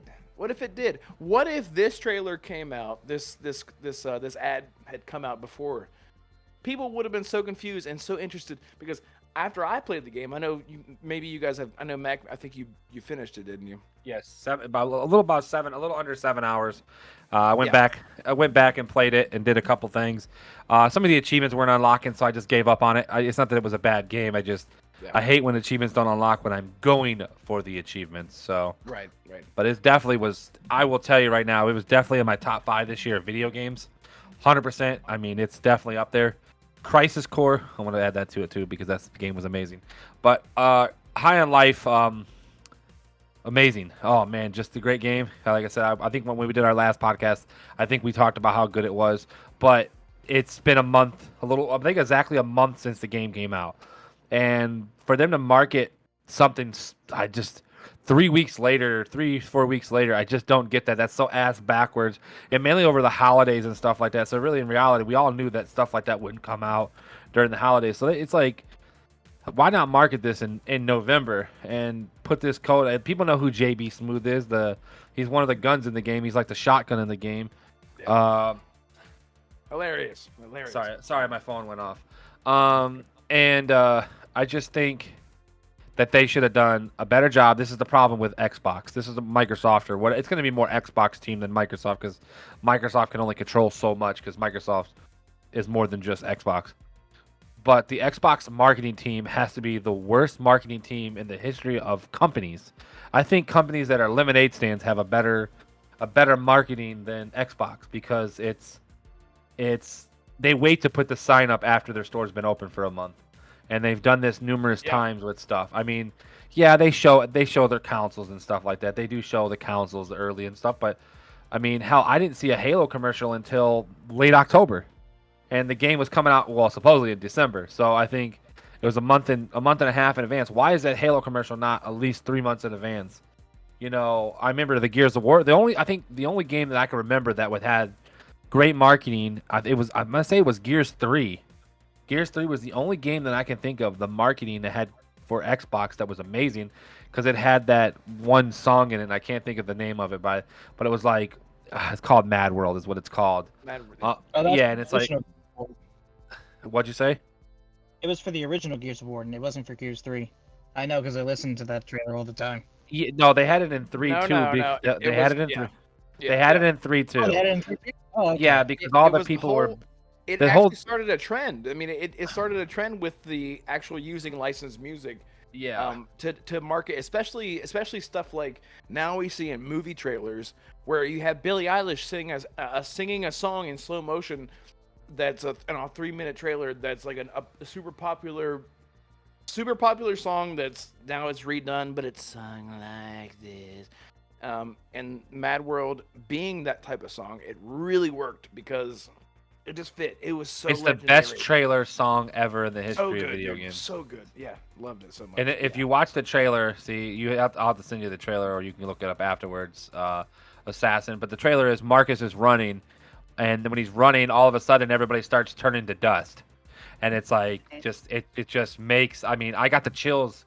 I got chills right now because I'm sitting here thinking about that trailer as a child. You know, as a younger person, watching that trailer and how amazing it is.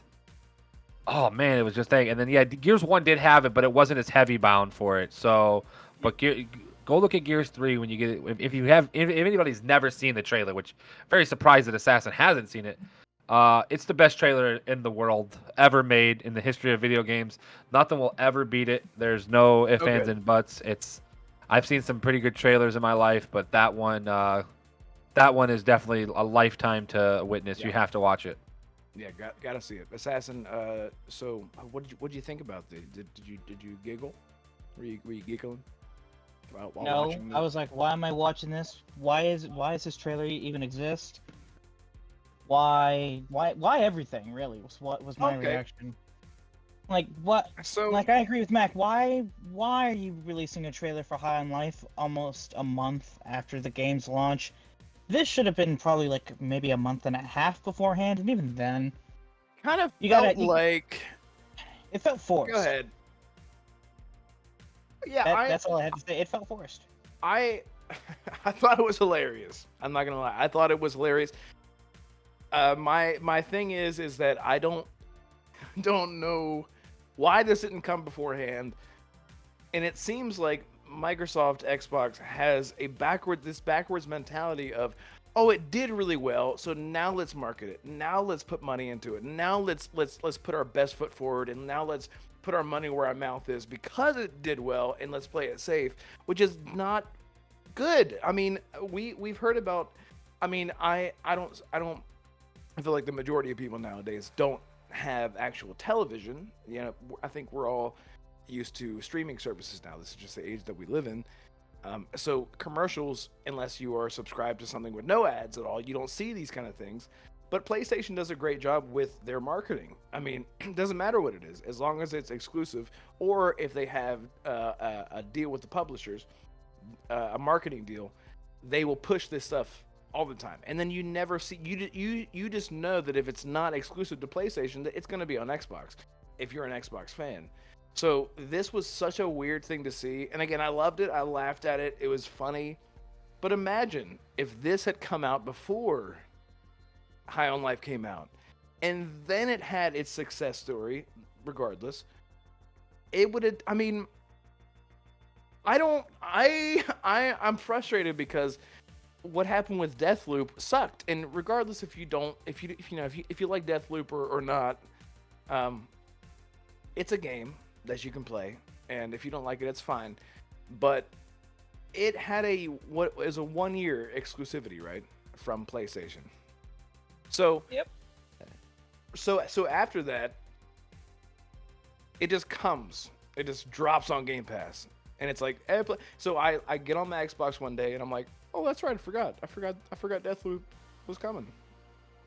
That was it. It was like there was no like hype for it, like get ready, it's coming home, baby. Bethesda, yeah, baby. Arcane Studios, we're driving it home, we're bringing it home to Xbox. Finally, you've been waiting, haven't you? It was just like, hey guys, it's coming, it's dropping. Here it is. Here you go. Anyway, and then I don't know. I just feel like it's so. I don't know. Okay, Phil Spencer, I love you. Phil's watching right now, by the way. I see Phil in the chat, and by chat I mean my mind.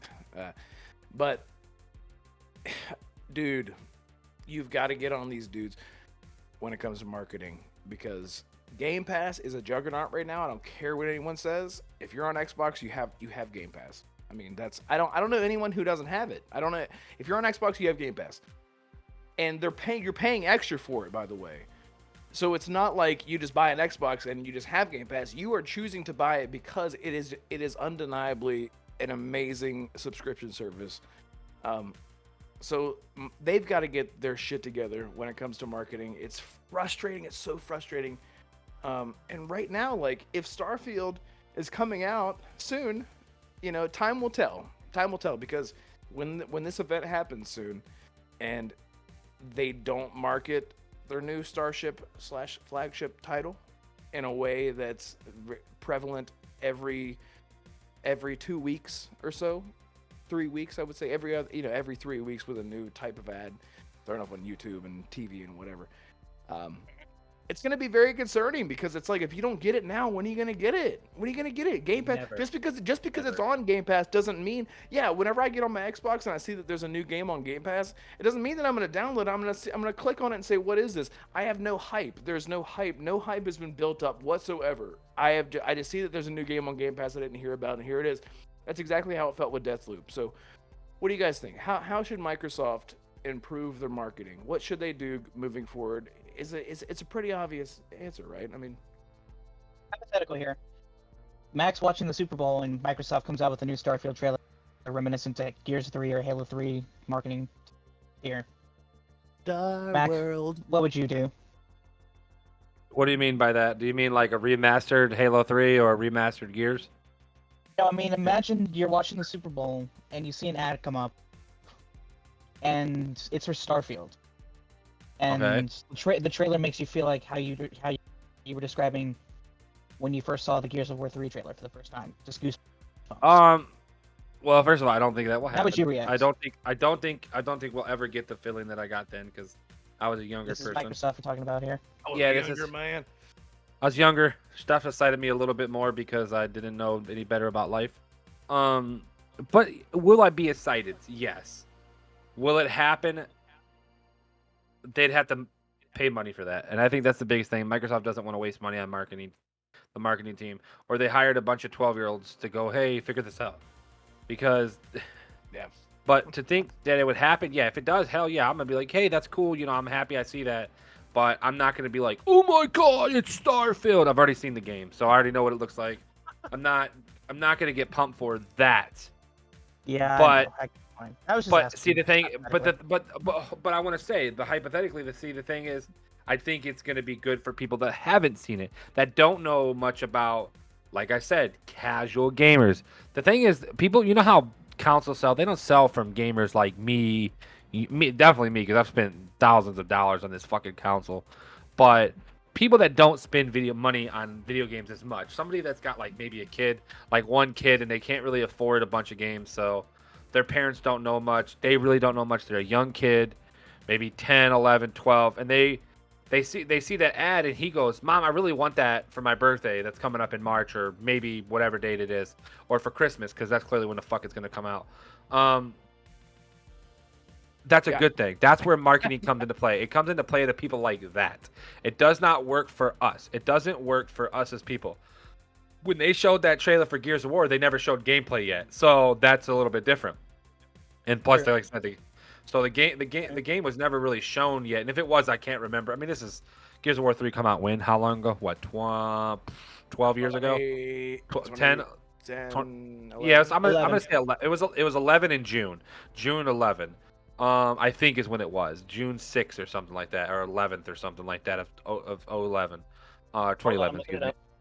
I think it's June. I'm gonna say June or July of 2011. I think it was June. Because the beta was in like March, or because I broke my ankle the second time, and I couldn't walk, and I played the beta with a broken ankle. And you checked your watch right as you broke. You're like, oh fuck, I broke my ankle. What time is it? What day is it? Yes. And you got it. What? I just remember. What was it, Assassin? September 20th, 2011. Okay, yeah, September. The beta was in June. Then look when the beta was. See when the beta was. They type in Gears of War 3 beta. And see when. Sure, it wasn't because it was delayed. The game was delayed from April 8th to September 20th. Yeah, but look at the beta. Gears. Okay, hold on. I'm looking. You keep talking. I'll look. But I don't even remember what we were talking about because I got thrown off of being irritated. Oh, about the commercials with the Starfield. Yeah, I just think commercials are meant for people. Marketing is meant for people that are casuals, and that's why it's hard to pick as a person like me that turns my Xbox on and literally looks at my screen probably 60% of the day because it's literally my life. It's literally my only hobby that I really have because that and sports. So there's only two things I do is look at sports and Xbox stuff or video game stuff and relate it. So, but somebody that doesn't do that every day, somebody that actually has a life and does more with their life and stuff like that, that's what that's for. That's what, people that don't have time to, oh, I heard there was a Starfield trailer today. I should go look it up. People are not going to know that. People are going to be like, oh, yeah, cool, I'll watch it later. And they'll watch it fucking 3 weeks later because they don't have time. So. Yeah. Assassin, did you find things? No, from what I can tell, it's only showing DLC from my end, but I'm still looking. The Gears of War. So okay, I was right. Okay, I already got it. Multiplayer beta on December 17th, 2010. Epic confirmed. Okay, here it is. Here it is. Epic Games today announced that Gears of War multiplayer beta will begin on April 25th and complete 3 weeks later on in May 15th. Those who purchased the Bulletstorm Epic Edition gets the 1 week earlier on April 18th, which I did. Over the course of the beta, 3 new competitive multiplayer maps and 4 will become available. Modes and 4 maps will be available, which was Checkout. I don't remember the other 3 maps. Fuck. But it was a fucking stadium, and there was 2 other maps. Yes, it's been a while since I played it, but similar to that, they had a really good trailer on that, and clearly they had a beta and stuff like that. Clearly they're not gonna have one for Starfield, but that's the biggest thing, stuff like that. I knew it was May or June of 2011, but I didn't remember if it was the beta or what. Well, the beta was then. So, and September 20th is my best friend's birthday, and that's why he bought the Gears of War 3 360 console that was red. So that's how I know the date of the release date of Gears 3. I actually had the Xbox One. I had the Gears of War Xbox that was red, and it wasn't just a decal. It was it was an Xbox One. Oh God, it had like a scratch in it, as if like a wretch or something had like clawed into the console itself. And whenever you would turn it on, it would play the Gears of War theme song. So Yeah, it was like yeah, it was the yeah, Gears of and War. So yeah. it was the slim edition the of the slim. Xbox. Thank you. Yes, it was the slim edition. It was it was a 2 terabyte one. It was it had the Gears of War logo on it. I think it's when Gears. Uh, 4. I'm gonna say it was Gears 4. It was when 4. Yeah, and like you would hit the disc tray to pop open the disc tray, and it would be It'd like, be like it would it would have the it would have the chainsaw. wretch. Yeah, the No, chainsaw. For me, for mine, it was it was like the wretches or something screaming. Like you would press it, the wretches thing would come out or whatever. But you would turn it on or turn it off, and it would have a theme song play depending on if it was on or if it was off. And I miss that, man. What's happening with marketing with Xbox? Well, Get that's your shit together. well, yeah. I realize COVID's a lot to do with the consoles not being special. I mean, there's only been one special Xbox, and that's Halo. So I do think this is going to be the year for consoles. I think we're going to get a star. I think we'll either we're going to get a Redfall one, which I don't think we'll get a Redfall one. I do think that there's still a little bit of delay on that, but I do think if Forza comes out in September, we get a Forza Xbox Series X. I don't think we're going to get it, and we might get an S. You never know. We might get the first Series S one, and then I do think Starfield will have its own Xbox Series X if it comes out later in the year, which that'd be smart. Good marketing, but man, my God. so Yeah. I mean, Apologies to you two and everybody that's watching. I just went on Reddit. No, I just went on Reddit on the Gaming Leaks and Rumors subreddit. We were talking about this earlier, about 4chan and leaks. I'm just gonna send you guys a link. well, Red can't see it, so Not in Discord. Breaking news. He can't see it he's recorded his screen, so he can't. I'm not sending to him on his computer. By the way, while everyone is getting their shit together, I just want to say to the audience, thank you so much for watching, and at the very least, leave a like, at the very most, leave a sub, and we appreciate it so much. I know it's a very cliche thing to say, but you don't understand unless you're in the space and you're putting in the work. This actually doesn't feel like work. It's a lot of fun, but I want to interact with people in the comments and say thank you. But I'll just say thank you now. I need to interact with you. I don't even care. I do care. We care a lot. So thank you so much for watching this, and share it to people if you got this far. And it means a whole lot. It means a whole lot. So thank you so much. Thank you so much. Now we're back at it. All right. We're back at it. And we're back. Yep. Mm-hmm. Thank you. I want to put in there too. I want to thank everybody that did watch last time. We on our first podcast day, it was over 100 views. I think 130 or 140, which it doesn't seem like a lot for that, but for our first day of podcasting and our first video, to get that many views, that's amazing. And I want to thank anybody that did take the time out to actually watch it or even listen for a little bit, because I know some people might just click on it and go on with their day and act like they didn't see shit.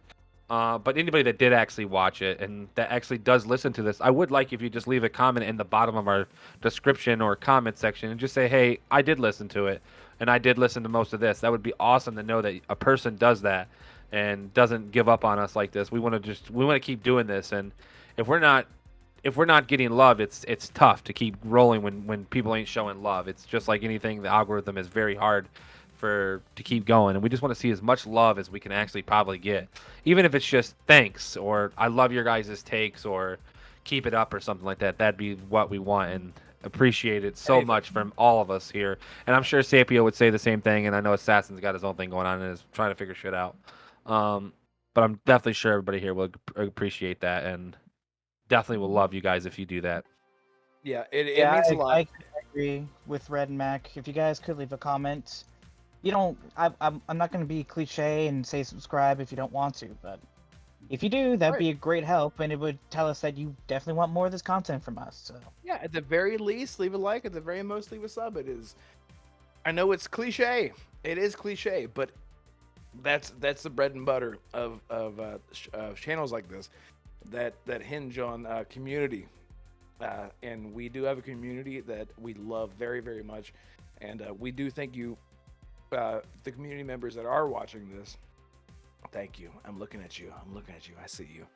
I see you, Kiryu. I see you. Who else can I call out? I see you, Umbra. I see you. Anyway, yeah. Umber's not gonna listen all the way to here. We know that. Come on. Oh, He's not even here. No, now somebody's gonna clip this out and be like, he didn't care. He didn't even care about you.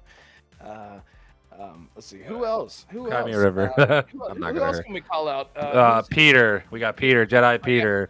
Yeah, Risk Jedi it. Peter, Risk it. Risker for the biscuit. By the way, go subscribe to Risker for the biscuit. Just look it up. RISKIT. The letter 4. Yeah, sure. The letter 4. Biscuit with a K. BISKIT. Go subscribe to him. They have the Xbox Infinite podcast, and they are a great group of guys. Yeah, Umbra, Jedi Peter, Doomy, Risk It, all great people. I talked to them outside of the podcast. I was a part of their podcast, first ever podcast I ever did.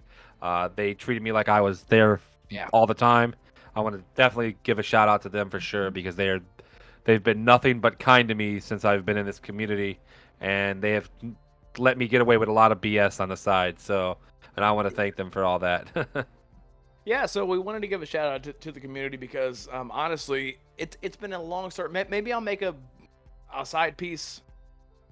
Not a side piece. I'll make a thing about this someday. Not go on a tangent about how this whole thing got started with a lot of us coming together, but it's a very fun story, especially from my perspective.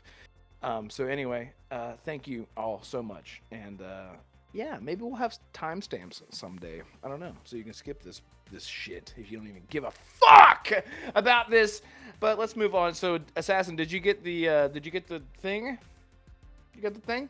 I did. Well, I said I was gonna send it on Twitter, but I'm not sure if you're allowed to see it, Red. But I'm allowed. I basically, think I'm allowed. I think I'm old enough. Yeah, Ooh. Ooh. Oh, fuck me, man. This is bullshit. About this. All We were right, just talking about this. I know it's fake, but it was kind of funny. So, like I said, I was in the Gaming Leaks and Rumors subreddit, and one of the new posts said that Starfield was getting delayed to Q4 I will say. 2023. Okay, so we're gonna have this link. I want to put this link of the image. I'm not gonna put the link to the actual Reddit thing, but we're gonna actually. This image is actually. Yeah. I don't know if it's real or not. It kind of looks real. I mean, it looks a little off though. If you kind of see the offset, it's kind of offset a little bit, but it could be just taken from a picture. But it does say available November 17th, and it's a white Xbox Series X with a blue side. It looks very nice. It says Starfield on it. Kind of looks like the original Halo Reach Xbox, kind of similar to that. It looks really good, but it does say November 17th for American dollars at $549.99. Limited edition console with looks like a nice controller. I don't think it's real, but it's by 4chan, which clearly we all know where that goes. No. It's like my camera knew.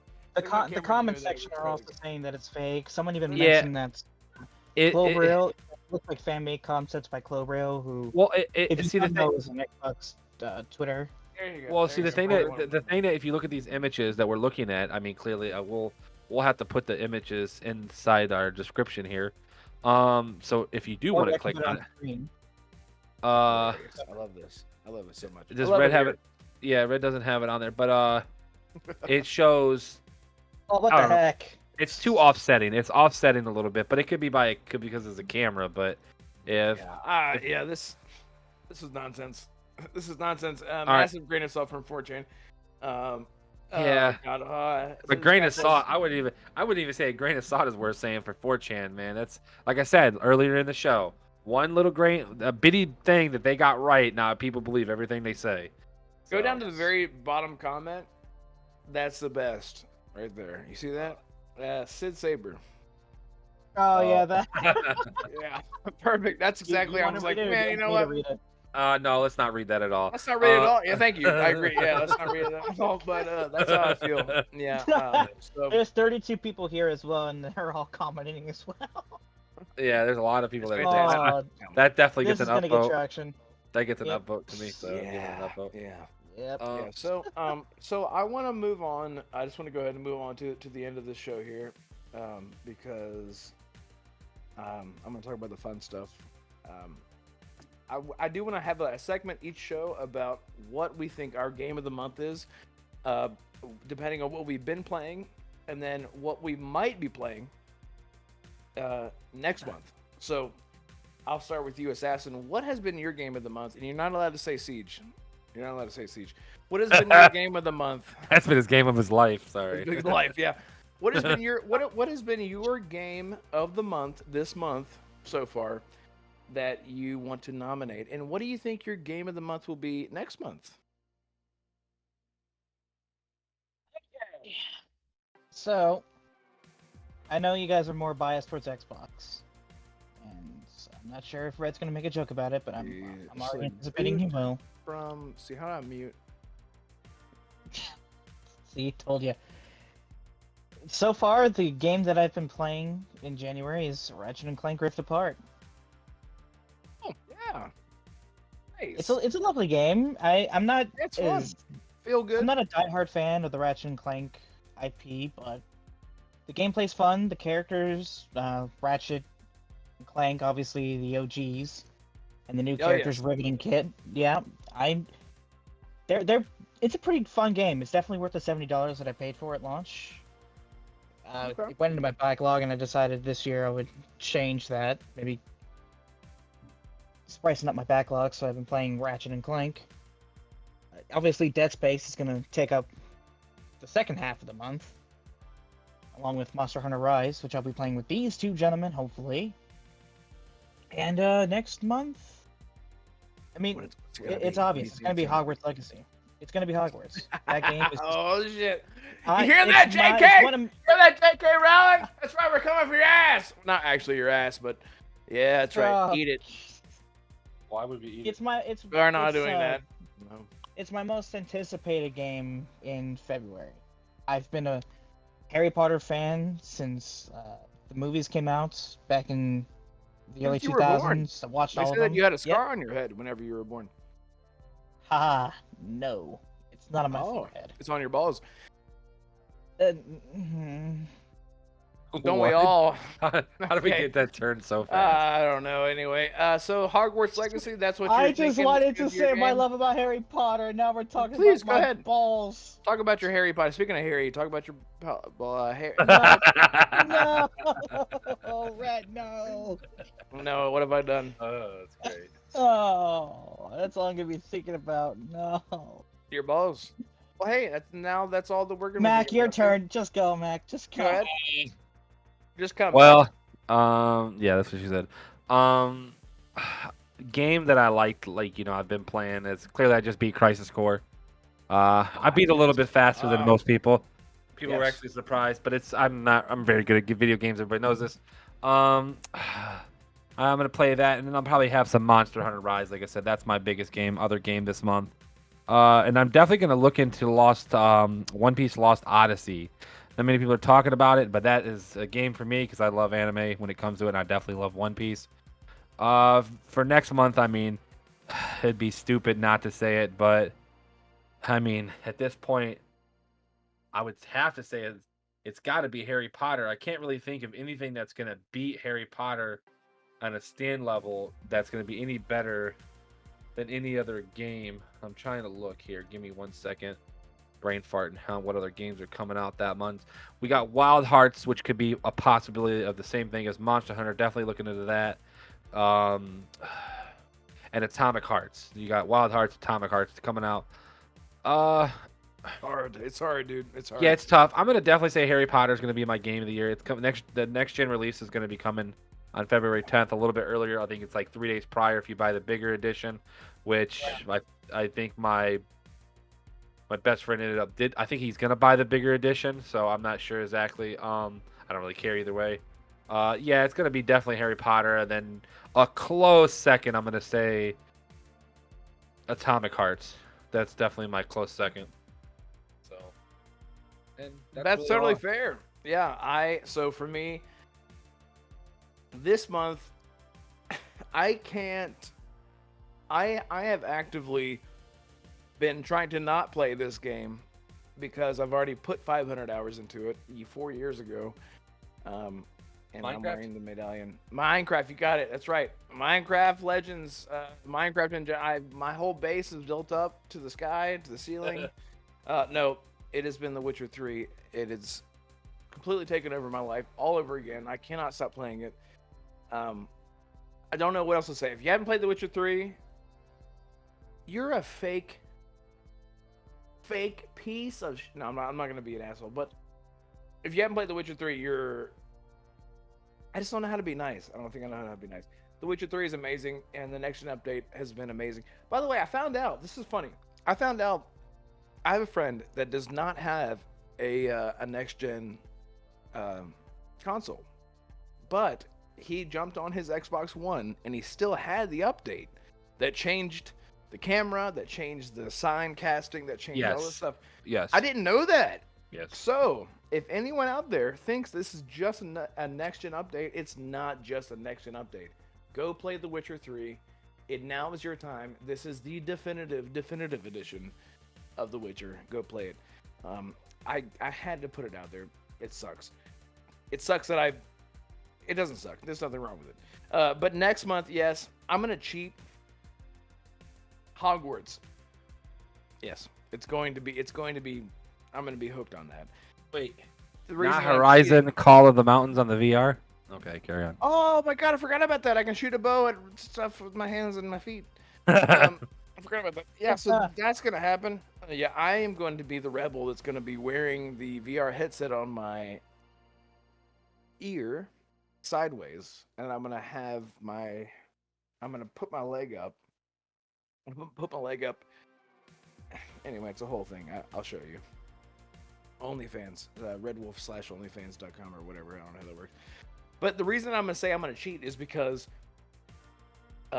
Age of Empires 2 comes out on January 31st. So it's right there. It's a 12-hour difference, or a 1-hour difference, depending on the...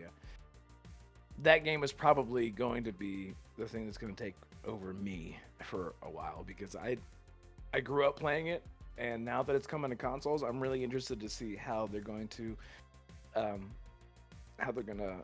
do the controls with the controller and stuff like that. From what I understand, you're still going to be able to plug in if you have a USB keyboard and mouse, for example, you can plug that in, still play it on your console, and just relax with a lap board. I have a lap board.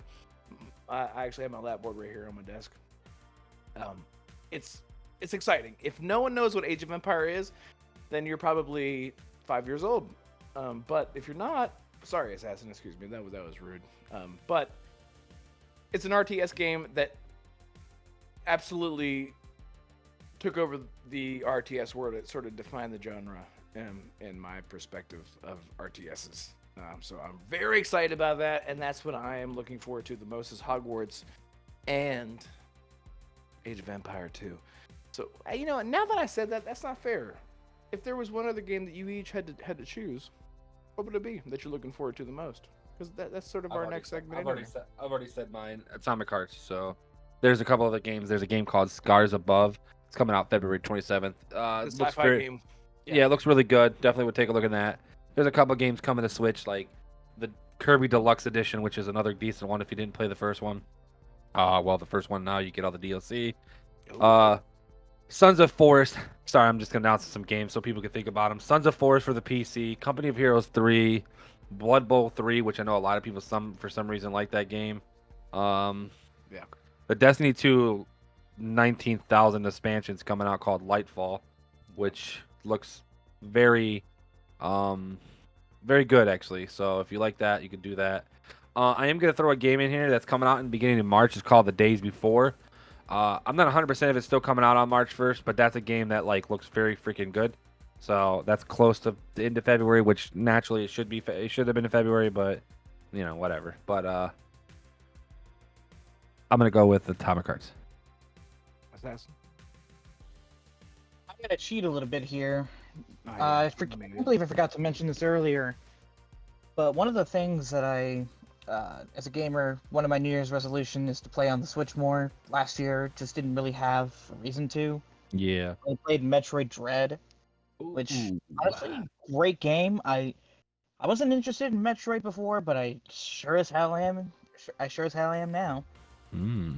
But another Switch first-party franchise that I've grown accustomed to because of the Switch.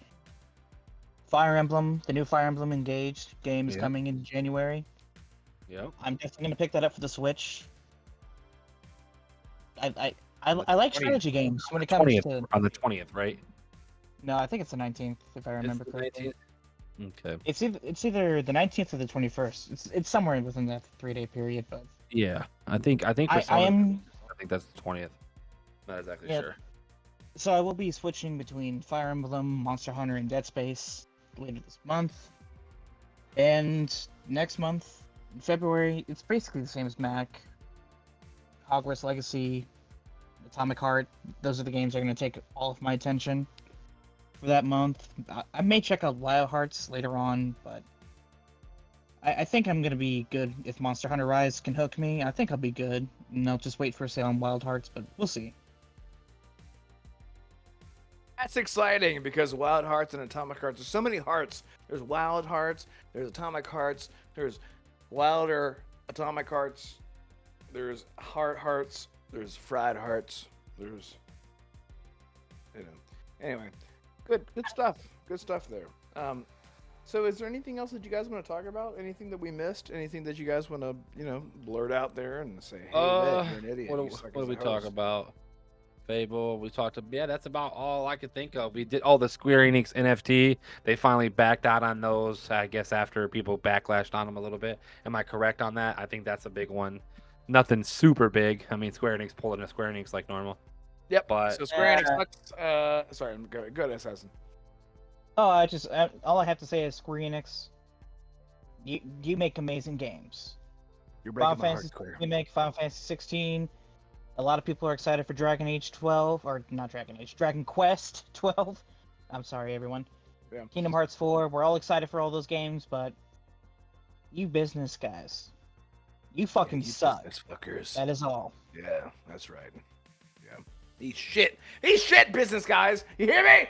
We're coming for your ass. Somebody clip that out.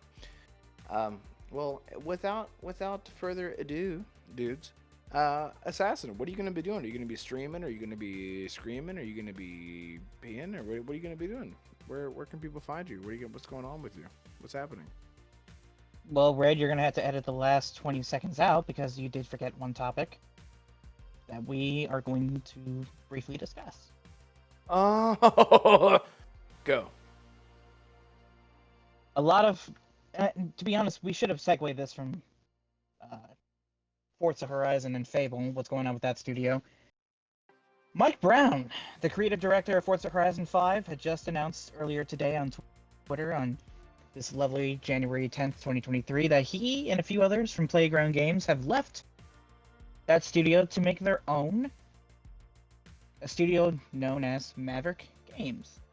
That's right. He So- quit because Fable sucks. That's right. They're changing studios, they're changing engines, they're changing shit up because it sucks. The rumors were true. Let's get into this. Or maybe they're just tired of making the racing game. Yeah, But the game is being described as an open world game. They didn't specify what type of game it was. They didn't say if it was going to be RPG, action adventure, yeah, he or just they said didn't mention anything about that. Yeah, I read a little bit into it. He said he pretty much that that there was no hard fill-ins or nothing like that. That he just wants to try something a little bit different so he can keep his job to being fun. You know, he loves his job so much that he just wants to keep it going. He doesn't want to stop. I mean, clearly we know it's going to be an open world game.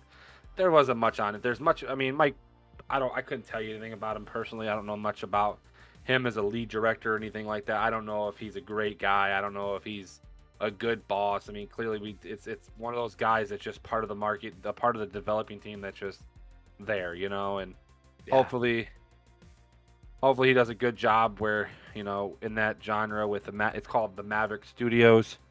Maverick Games, yeah. Yeah, Maverick Game Studios, excuse me. I mean, but there ain't much. There's really nothing we really know about this game. It's in early talks. I mean, you're looking at, if he just got his lead, they just got their leads. We're looking at minimum 4 years from now. Minimum 4 years, I'd say maybe 3 if we're lucky. Yeah, for an announcement of what they're working on. Yeah, we're gonna say 3 to 6 years. It's still gonna be before this game even gets the point to the push to the like in the open and us knowing more about it. It is what it is, man. I get people want to move on from situations that maybe they're tired of somebody bossing them around. You know, I've been in situations where I literally left a job because the guy was just he got into power and he just moved on. Maybe this guy just felt like he wanted to be on his own, or maybe he just, you know, maybe he just got tired of making racing games. I mean, you make racing games for for 15 years, I'm sure looking at a race car would probably be annoying after a while. So, just like anything else. So, Yeah, the Yeah, only so reason why I this is brought good this up news. in the first place is just a lot of people, again, are assuming that since Mike Brown left, Fable's in trouble, which is ironic because he only worked on Forza Horizon. So, the fanboys are going to jump on that unclear conclusion and just make up lies. But the one thing I just want to come out and say is to Mike Brown and the coming team out. at Maverick Games, good luck, and we can't wait to see what you're working on, and however long it takes, just Take your time. Don't rush. see what you're working on. Take your time. Damn, We Enjoy got don't you life. push too hard because then, enjoy life. then Remember, you'll get family a. first. And if Mac and Red won't keep an eye on Maverick Games, I sure as hell will. So you can follow Assassin on maverickgames.assassin.xbox. Yeah, I think this is definitely a good thing. I'm glad when people. A lot of the times, like we saw this with Vampire: The Bloodlines Masquerade 2 and all that, when they're like, "Oh, the lead left, and that means everything's fucked." It's not the case. It's just they're done doing their thing. No, I'm not saying that was the case with that studio. I'm just saying it is not all doom and gloom whenever someone leaves and does their own thing. These kind of things should be celebrated, especially like whenever Ken Levine and all those people left, and it's like, now I'm excited. I want to see something new because now you don't really know. You know what to expect as far as the taste or the themes or the tone or something of a project. Like whenever somebody says, the director of 300 is now directing Batman v Superman, who is Christopher, or oh my God, not Christopher Nolan, Jesus Christ, help me, Zack Snyder. Zack Snyder. Yeah, and so now which I love him so much. So whenever Zack Snyder says, I'm working on a new movie and it's gonna be set in the 1900s and it's gonna be fucking sick, bro, because he literally would talk like that. You kind of know what to expect, so you're like, that's interesting. What are you gonna do? What are you gonna do? How you gonna? What are you gonna do? It's exciting. So this is always a fun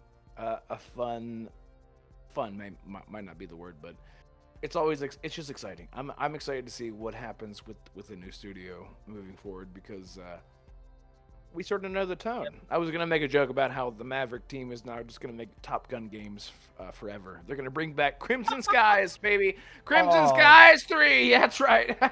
That would be pretty funny though if they made an open world Top Gun Maverick game. Yeah. I don't think they're Top Gun going to, Crimson but Skies. that would be hilarious. Yeah, Crimson Skies, wasn't that only on Xbox? Yes. Yeah, baby. It was actually it was one of the first games for gold. That's right. It's on Xbox. That's right. So check it out, people. If you didn't know, Game Pass is a thing and it has games on there that are old, that are good. They only got like 10 games on there. Everything else sucks, as they would say. Yeah. So the reason that I missed out that topic is because I deleted it off my phone because I thought I forgot to actually attach that topic to the chat. So everyone that's watching this, don't call me a piece of shit. You can call me a piece of shit, but it's fine. Call it. Anything else that we missed? Nope. That's it. Cool. So Mac, you have been streaming, sir, and you've been doing quite well. Where can people find you streaming things? Like I said earlier, it's going to be at twitch.tv/Macbound. My YouTube channel is just youtube.com. Macbound also. I put a little bit of stuff on there. I also been putting stuff on my TikTok here and there just to try to, get some people to come over to Twitch for me. I got in the last few days, only got like 6 or 7 people to follow me, which is still good though, because I only stream about an hour or so at night. I don't overdo it. I have other stuff going on, so it's kind of hard right now. Yeah. I've been playing Call of Duty. I've been playing, I played a little bit of Halo. I just try to play whatever. Fortnite's been, actually the last 2 nights have been Fortnite, which is crazy how much fun I've actually had on that and playing on crappy ass servers. But really just that. So, I mean, nothing really special. Call of Duty. Just Call of Duty and Fortnite pretty much, and then just other games here and there. Awesome, dude. I'm really happy for you, by the way. I wish And- more people would come and watch my stream when it pops up just to help me with my algorithm. on Well, keeping they my will stream because going. I'm gonna have those links in the description down below or up above, depending on how you're holding your phone. Even if you're in there for maybe like 5 minutes, I'll appreciate it no matter what. Even if it's like if you see me go live, just pop on your phone and just watch me. That would be awesome. I mean, even if you're not fully blown watching me and you're playing a game, that would be nice if you just keep it on and help me get going. You know, that's one of my dreams of becoming a streamer. Yeah, not as big as other people, but I'm just looking for a little small time stuff to do. I'm not looking for anything special. I just want to do it. So Yes, he's going to become the new Dr. Disrespect, except he's going to have a better mustache. I'm not going to lie about being the Blockbuster 92-93 championship. That was a lie. So carry on. A long time ago in a galaxy far, far away at Blockbuster. I'm not that old. Assassin, where are you right now? Well, I'm currently, like I said before in the last episode, I'm gonna start my YouTube playthroughs. I've been, my real life has been sort of getting in the way of that. That's about to change in the next couple weeks. I'm going to start the year off with Dead Space Remake. I'm gonna start my playthroughs with my favorite genre of all time, horror. So if you guys want to see that, you can find me on my YouTube channel at Assassin. I think the handle is Assassin4233, same as my Twitter. And Red, I do want to let you know that that video that I'm gonna plan for the podcast YouTube channel, definitely gonna record that after this. If Mac can mind helping with that. Absolutely. And What do I got to help you with? Sorry, I kind of was doing something on my computers. What was? if you could just help me with recording for a video that I've been wanting to do for a while now. Oh yeah, I And can. Yeah, I can definitely. I've actually got another script in mind that I think is going to both intrigue you both, but possibly annoy Mac. So we'll find out which one it is. So wait, intrigue or piss me off? Which one is that going to intrigue both of us or piss The me answer me is off? yes. So Red will answer is probably yes. just be confused, and you're not going to be pissed. You're just going to be like, "Do we really need to talk about this?" And I'll just be yes. listen, nothing's bad. If you coming want to out of your talk mouth, about it, that's Assassin. all that matters. Yep. And I am Red Wolf Renegade. You can find me at Red Wolf Renegade on Twitter. I'm the only Red Wolf Renegade on Twitter. That's why I'm the Renegade. And like I said, leave a like at the least and drop a sub at the most. It's quite easy. I don't know if you know this. It's quite easy, and it would help us a lot. We're very small, very, very small, very tiny. And thank you all so much for watching this. If you made it this far, it means so much to us. And let me know what you thought about things down in the comments. If you're halfway through the video and you're like, I don't agree with you, I don't like you, let me know if you don't like me. Maybe I'll like you more than you don't like me, if that makes sense. Sounds good. Okay, well, thank you for tuning in. Stay tuned for next week. We will be dropping every podcast every Tuesday. That's when we're recording. I'm lying to you. That's not true. I'm contradicting myself as I'm talking. Every podcast should drop every Wednesday, and so look forward to that. And we'll be seeing you when things are able to be seen. Yeah. Bye. Later.